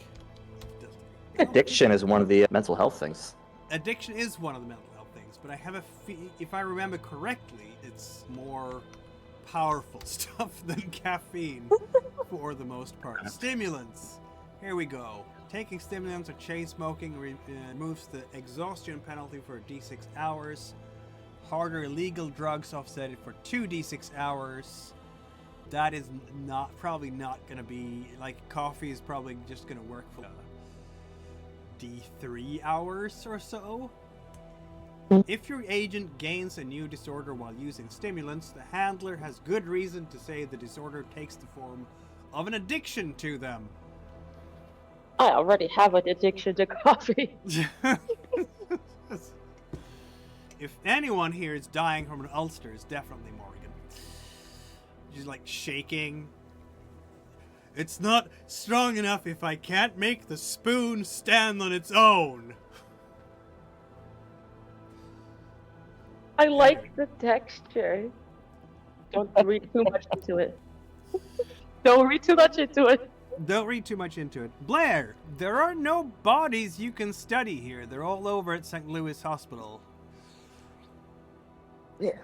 By this point, she's probably just wandering around the whole place for anything interesting or odd. That's been done. I was just Yeah. wondering if you wanted to go check the bodies while Talbot is checking the garden and Fenton has the books. Oh, sure. Like, we're abstracting the time segments here, as it were. Because I have a hard time seeing Blair just sitting on a chair for an hour doing nothing when there are leads to Yeah, pursue. no. She'll go check out the bodies. Very well. Anyone?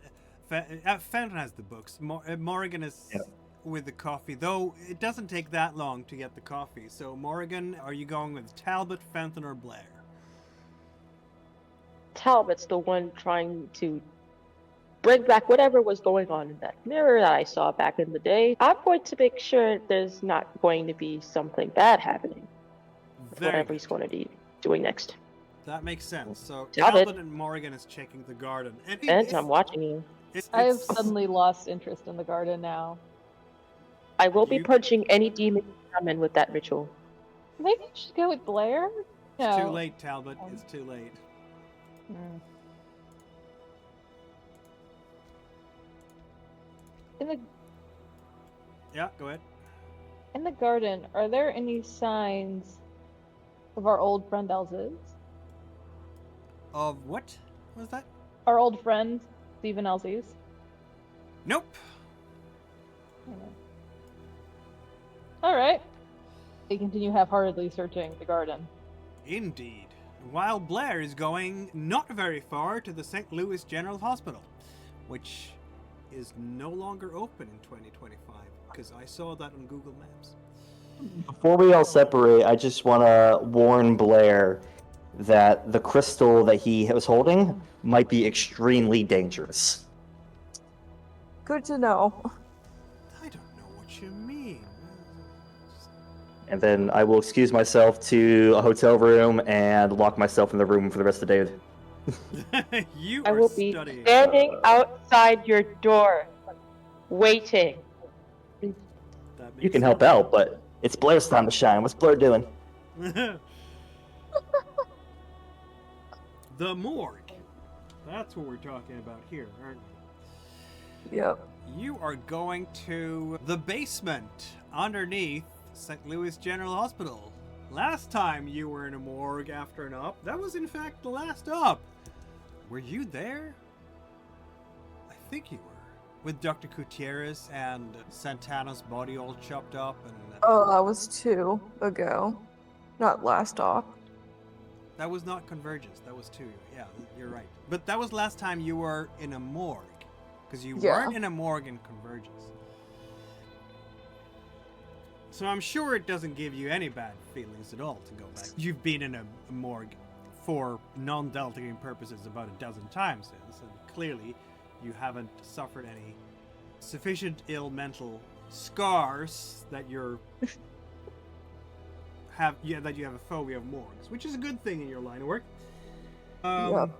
It is under very heavy guard. There is like at least half a dozen FBI people here who are armed with assault rifles guarding the morgue because this was supposedly a terrorist attack, remember? Right. And yeah, there is a forensic team here led by one Dr. Morris. And there is a whole bunch of dead bodies in here, including the 2 girls that were fused to various parts of Daniels' mansion. They have been brought here eventually, finally.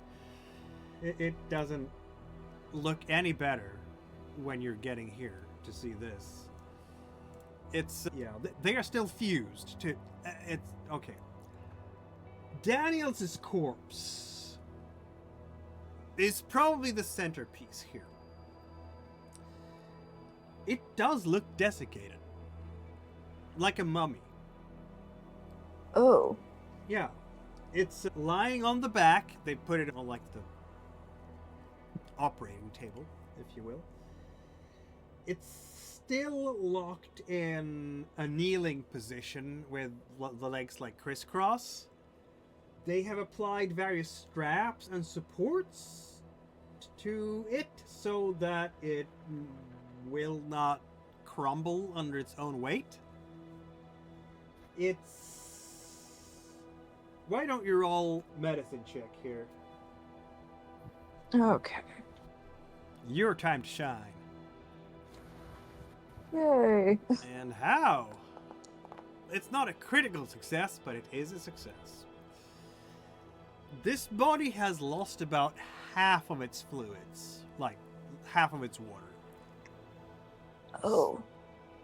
So that's a lot.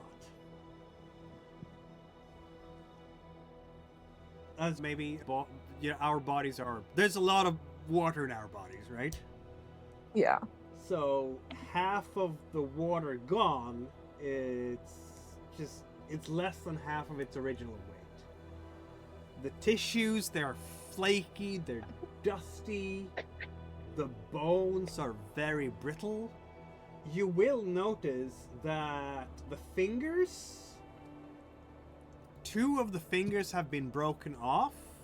The hands are still locked in kind of a cupping position, like the 2 hands were holding something together. But whatever that object was, it's not there anymore. So the crystal is gone.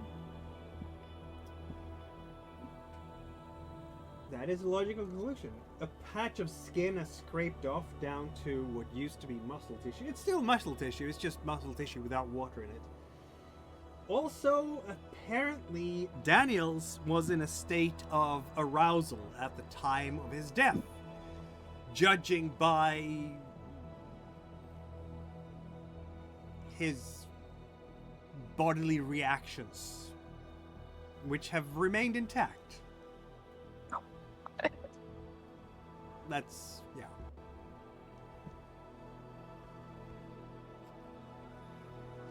Okay then. Okay, yes, that's a good way of Yeah, phrasing it. I don't know how to react to that. Like a good doctor. In his veins, the blood has dried to powder. Oh. He has a ring on one of his fingers. It's completely unharmed by whatever has done this to him.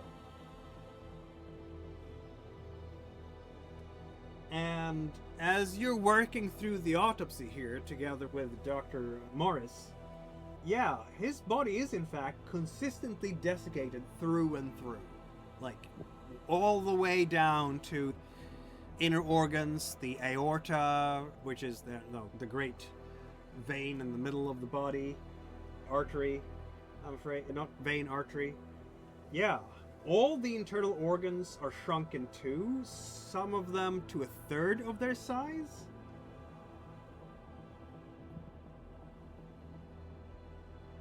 The forensics people around here are here's something unusual, Dr. Blair. People who do autopsies, after a while they get desensitized to the whole process. When you've seen 100 dead bodies, what is another one? But these guys, they are not touching their snacks. Because this stuff is just too freaking weird. And I think that goes for you too. Yeah. They're taking samples. They want to watch on a cellular level what's going on here with the body, of course. That's going to take a little while extra. Probably get the results tomorrow, possibly. There are some other corpses here too, of course.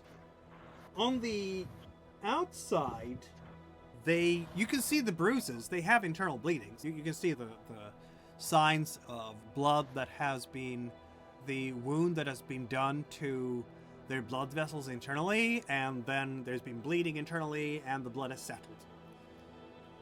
That's nothing strange.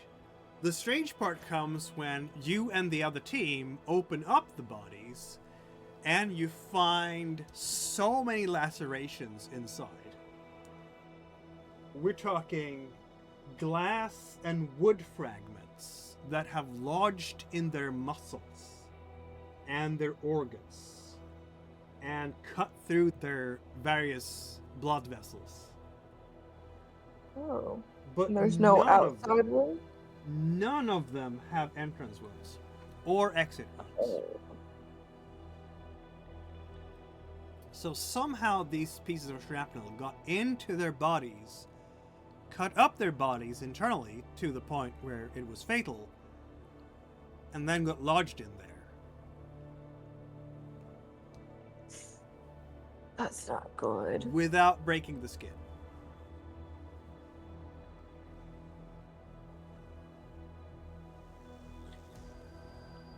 There is this woman who was fused in the wall by her waist. When they're cutting down the actual wall section to get to her body, what you're seeing is literally impossible. The drywall has fused with her flesh. Of course it has. The midsection is just drywall. But the body is not falling apart at all. And then, of course, there is another man here there's two fellas. One is about the same age as Daniels and has the same type of shrapnel wounds as the girls have, the women.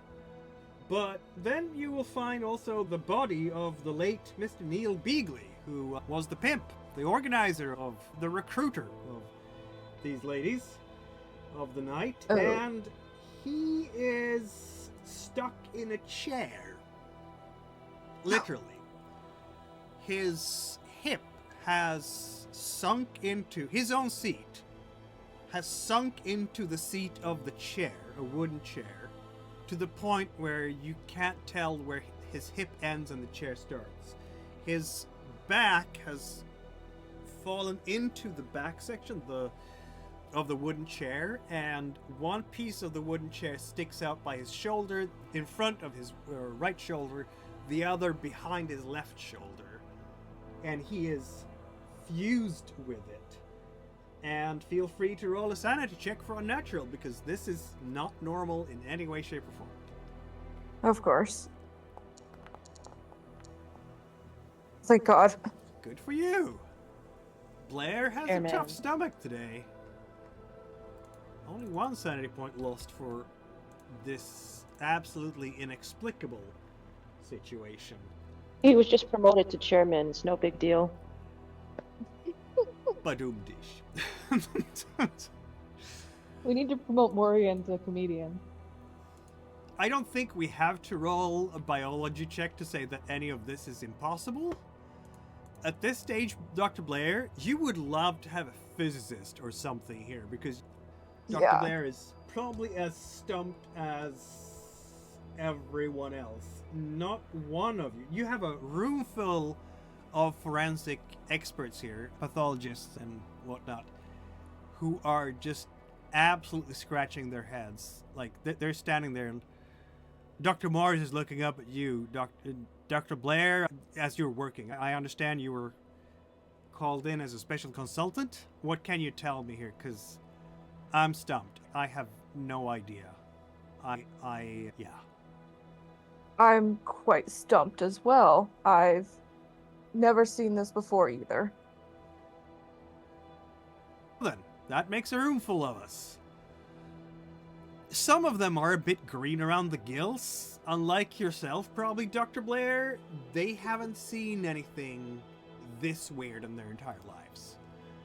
And there's probably one or two of them that had to go outside and empty their lunches in more appropriate places.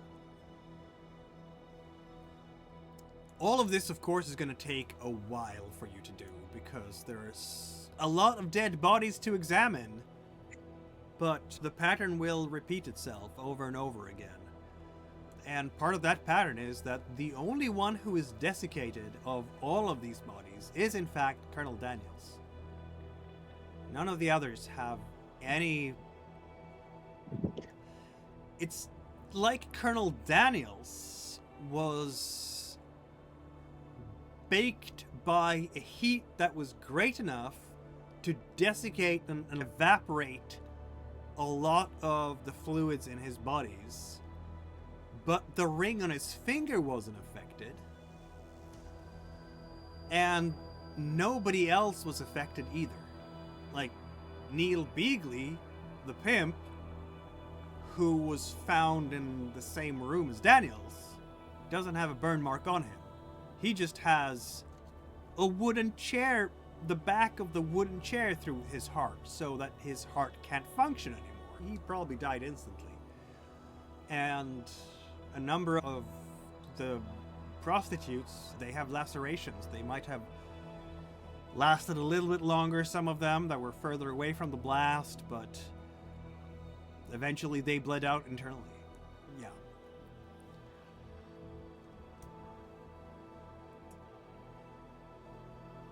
But yeah, no, the crystal that Colonel Daniels held is not in his hands, because apparently it has been sent to the geology lab at Washington University, Dr. Blair. Oh, okay.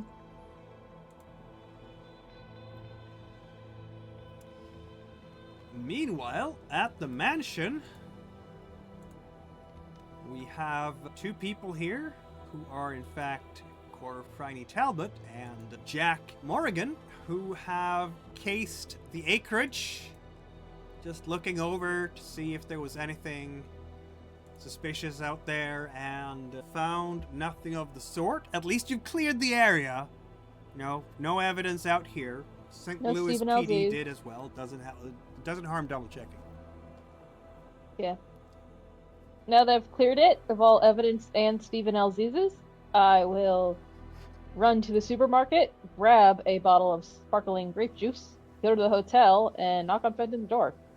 Very well. Oh, and since you actually mentioned that before, let's not forget, you mentioned that you were gonna spray your protomatter detector in this. Oh, yeah. It does Yeah, not that. light up. You Okay, don't good. find any traces of protomatter around here. Yep. Which is probably a relief. Yeah, definitely. Maybe. Great, so we're not dying immediately. Good. Yes, you're Okay, not dying grape right juice. now. Grape juice store run. Yeah, grape juice, and of course, your Gaston is just keep me appraised of the work, obviously. Morgan's going to follow you, by the way. Okay. That sounds plausible. Before I knock on the door, I pull Morgan and say, okay, here's the plan. When he opens up the door, yell congrats. Got it? I did not have the budget for a confetti cannon. Okay. Did you get a pack of Mentos with that? No, I'm just gonna set this off. The Mentos, a bigger explosion. This is sparkling wine. I don't think Mentos. Not sparkling wine. Sorry, sparkling grape juice. I don't think Mentos. Mm. I'm trying to keep my voice down so nobody hears the conspiracy. Right? Right? Yeah. I'm also a bit weirded out by these anomalies and their obsession with bodily fluids. The last one made people drink water like crazy, and this one's now evaporating water. Weird. Yep. Yep. Fenton is certainly in his hotel room. You have very nice hotel rooms here. And you're in a big city for once. This Yay! op is Open up the apparently door. Not Oh, taking good. place. Oh, out good. My in the boonies. is here to help me read through all of these books. I'm so glad Help's here. Throw the door open. Congrats! I set the cord flying.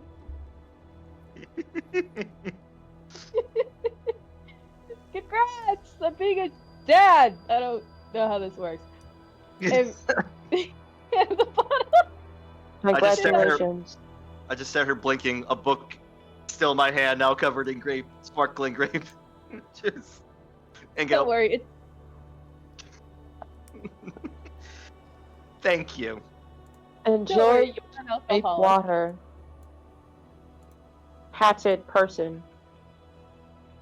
Take my hat off, which once again she has. Look at the stains on it. Another hat. Oh god, I can't believe I ruined Laura's hat! No! No, This one wasn't Laura's hat. This was a different hat. No, didn't she give it to you? No, this is my reading hat. Laura's hat. Oh. Okay, good. I'm I am also fine in with destroying the possession reading of a hat. hat. I I have am- not brought it today. I am begrudgingly accepting of that hat. But anyway, if you and Laura ever need anything at a grocery store runs, free babysitting, a murder, just call me. Much appreciated. I am here for you guys. Thank you. Yeah. I will also watch your child if you ask. Hatted person. Thank you, Morgan. Yeah, I just found out before the op, actually. We haven't even had much time to talk about it yet. Wait, you found out right before you left, and then left anyway? We don't really get much to say in these. Are you summoning strange mirror creatures, hatted person? No, I am researching what the Colonel was into. I've got like a small library here. You are all more than welcome to come in and help. You guys will see my setup across the room, across the apartment room. This hotel room's a mess now with books everywhere, crystals and stuff. I put on a pair of gloves first before I start reading it. You're not. I guess you can bring. Can you bring evidence into a hotel room? I guess you can because you're. Yeah. As long as you're preserving it in the proper facilities for that, proper hard plastic carrying cases and things like that, I think you can handle it. Well, importantly, this isn't necessarily the crime scene evidence. This would just be the library itself, which I've collected for research purposes more than evidential. Well, you don't know if it's not going to be evidence sooner or later. You're right, I don't know, but that's not why. That fencing basically is focusing more on being able to more effectively read and study and go through these than No, I get preserving. that part. I'm just in terms of the legal handling and the legal ramifications of moving things from a crime scene to a hotel room and so on. You are stuck in a world of bureaucracy right now. You can't just do things. They don't know can't hurt me. That's a fair point. I'm not saying that physically you obviously can do all this. The question is, etc. Yeah, you're all welcome to help. That book in the back gate over there on that chair, Talbot, don't touch that. That's the one that you freaked out about earlier. I think I've already touched it, but thanks for the warning anyway. I can't forget it. Avoiding all reflective surfaces, Morgan goes to pick that exact book up and start reading it. Very good. Without gloves? No, everybody has gloves properly. Okay, good. Can we not do like dark chocolate? Feel free to roll an occult check, Morgan. Okay. Can I roll one? Yeah, you can all roll one. Why not? Occult. Hell yeah.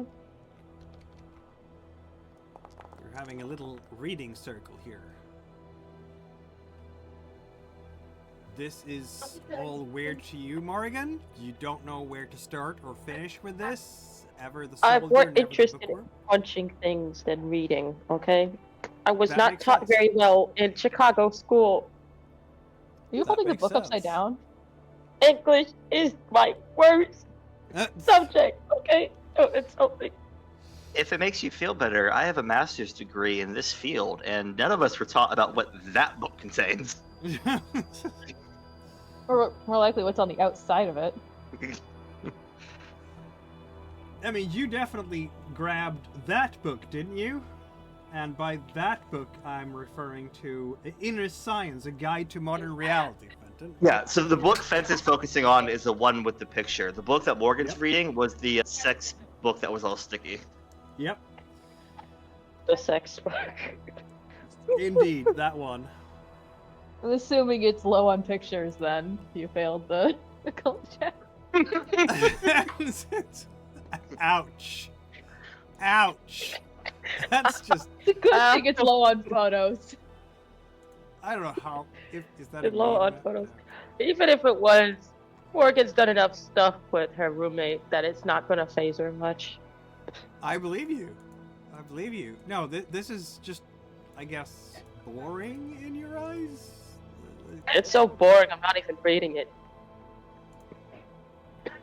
But on the other hand... Stop being around the bush. Where are the details? I like the idea of somebody finding a sex magic book and going, boring! It goes on and on about, what is this? What, like, positioning? Okay, now I'm curious. What does it say? I think there's going to be all sorts of... Something, the exact brand of toy you need to use for this exact ritual, something. Yeah, it's so boring. And there's Talbot's be... now looking over. It's basically karma. Something handcuff, vibrator handcuff. It's a Karma Sutra for crystal use, yeah. So there's going to be diagrams, and it's for 2 people or more, as it were. Even for 1 person, really. If I want to do yoga, I'd do it by myself. Exactly. This is going to be enhanced yoga. Normal yoga is painful enough. I'm not doing enhanced yoga with somebody else. Sounds awful. Unless it leads you to interesting experiences and sensations, perhaps. If it gives me Eldritch Blast, I will sell my own kidney. Oh, same. I don't know about Eldritch, but clearly there was some kind of blast in that mansion. Eldritch Oh, Blast. the Hell sheer yeah. power. Has anybody The seen Scary Movie? Pure power Seen what? of Scary Movie. sex I have magic. not. Please enlighten me. Where? There is a horrifying scene where the first time ever the couple do it, and basically the guy gets blasted into the ceiling. And I just seen that ever since he mentioned the body in the ceiling. That's what I keep imagining. Okay. Helmut's new mission is figuring out Eldritch Blast. Like, just pure sex magic concentrated into one just pure ball of energy that you shoot at people to make them, what, like orgasm on contact or something?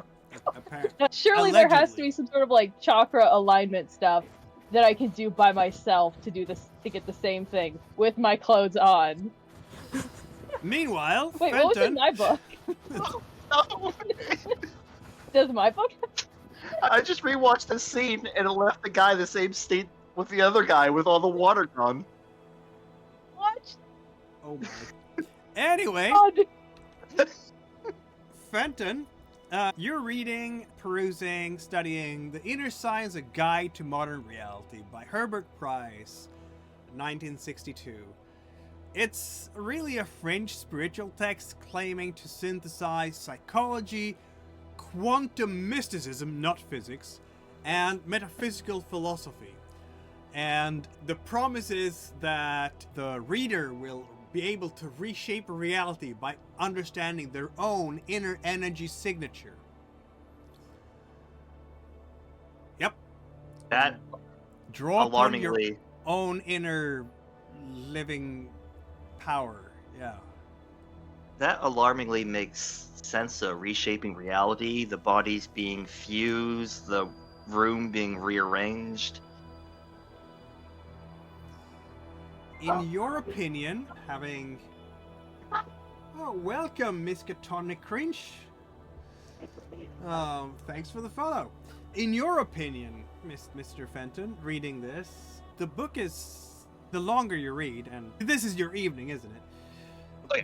The longer you read, the less impressive it gets.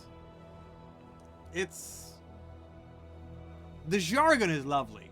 Like, the wordage, how the language, the sentence structuring, the paragraph management, all of that stuff is very well done.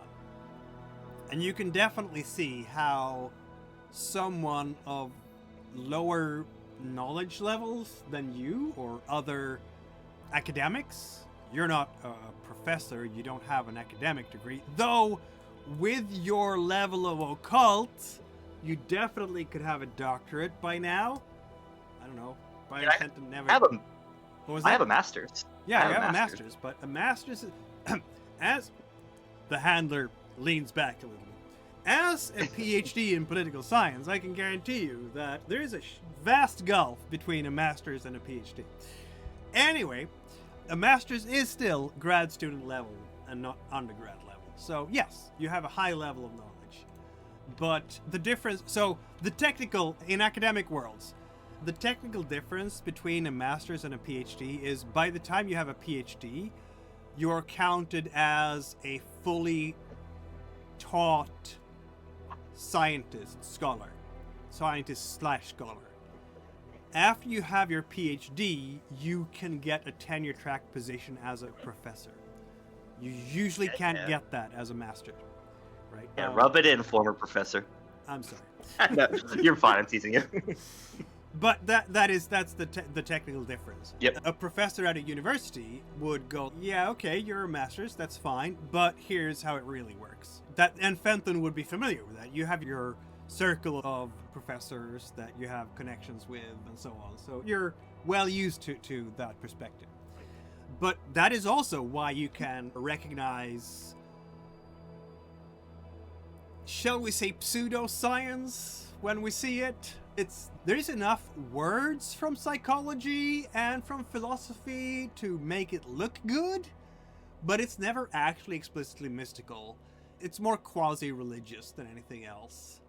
So if you are a vulnerable reader in a state of sort of mental health distress, seeking purpose in life, this is the kind of book that could draw you in and convince you and try to find new purpose with your life.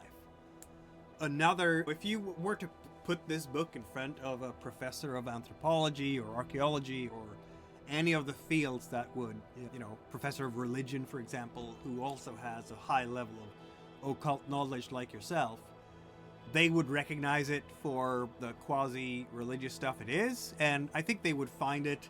This is the kind of book that a PhD or a master's could study for their grad work, because it's an interesting example of synthesizing old ideas with new terminology to convince people. The substantive argument here is that everyone carries a unique energy field or resonance, and to change the world and yourself, adjust your inner frequency. And then there's discussions about ladders of perception, and of course you have to go through the mysteries one step at a time, and as a novice you can only access this level and then master it, and so on and so forth.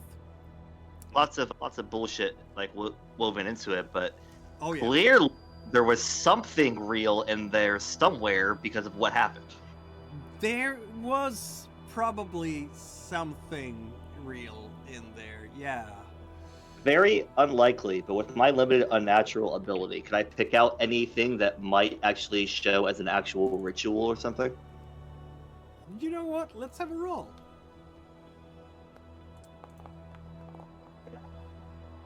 Nope. Not today, unfortunately. Would I be Talbot, able to you win. try? Oh, yay. I was happy about winning, especially when you lose. No rituals for me today. No rituals Yes. for you today. You have been reading and doing this work for a while. I'm guessing we're gonna just order room service for food. Blair, when you're done with your autopsies, are you gonna join the others, or are you gonna go somewhere else? Yeah, she'll come join the others. Very well. Give her a stack of books. At which point you can describe your findings to the others. And I think, you know what? That might just be an excellent place for us to, because now it's 7:30 in St. Louis, Missouri, this March 30th, 1997, as Z-Cell is exploring the evidence they found, the books Fenton is salivating over. Is there anything Blair wants to tell the others before we round off the session? I don't think so. I'm assuming she fills them in of the whole thing. So, Yeah, the state of the bodies, the state of... Which means that you now know the state of Colonel Daniels' body, how desiccated it was, and that the crystal in question is in fact at the university for analysis. I'm sure Fenton will leave it there forever and ever. That's an emergency we need to see to, like, right now. Not an emergency right now. So with that, who knows? Maybe it will be. Morgan pours soda into her coffee and Yeah. puts on a record of the Rolling Stones. Ooh. Sympathy for the devil, obviously. And with that, my friends, we will let Z-Cell ponder the evidence, and in a week we'll see which threads they might pursue, which leads they will follow up on. An APB has been issued for a missing Mercedes. Possibly 2 people left the party or escaped the party or unaccounted for in Probably some were fashion. causing. A They crystal, probably caused it. Let's just say that. or they caused it. A crystal has not been looked at, and you have some interesting books to think about. So we will see you all in a week. Thank you very much for tuning in, and we'll be seeing you.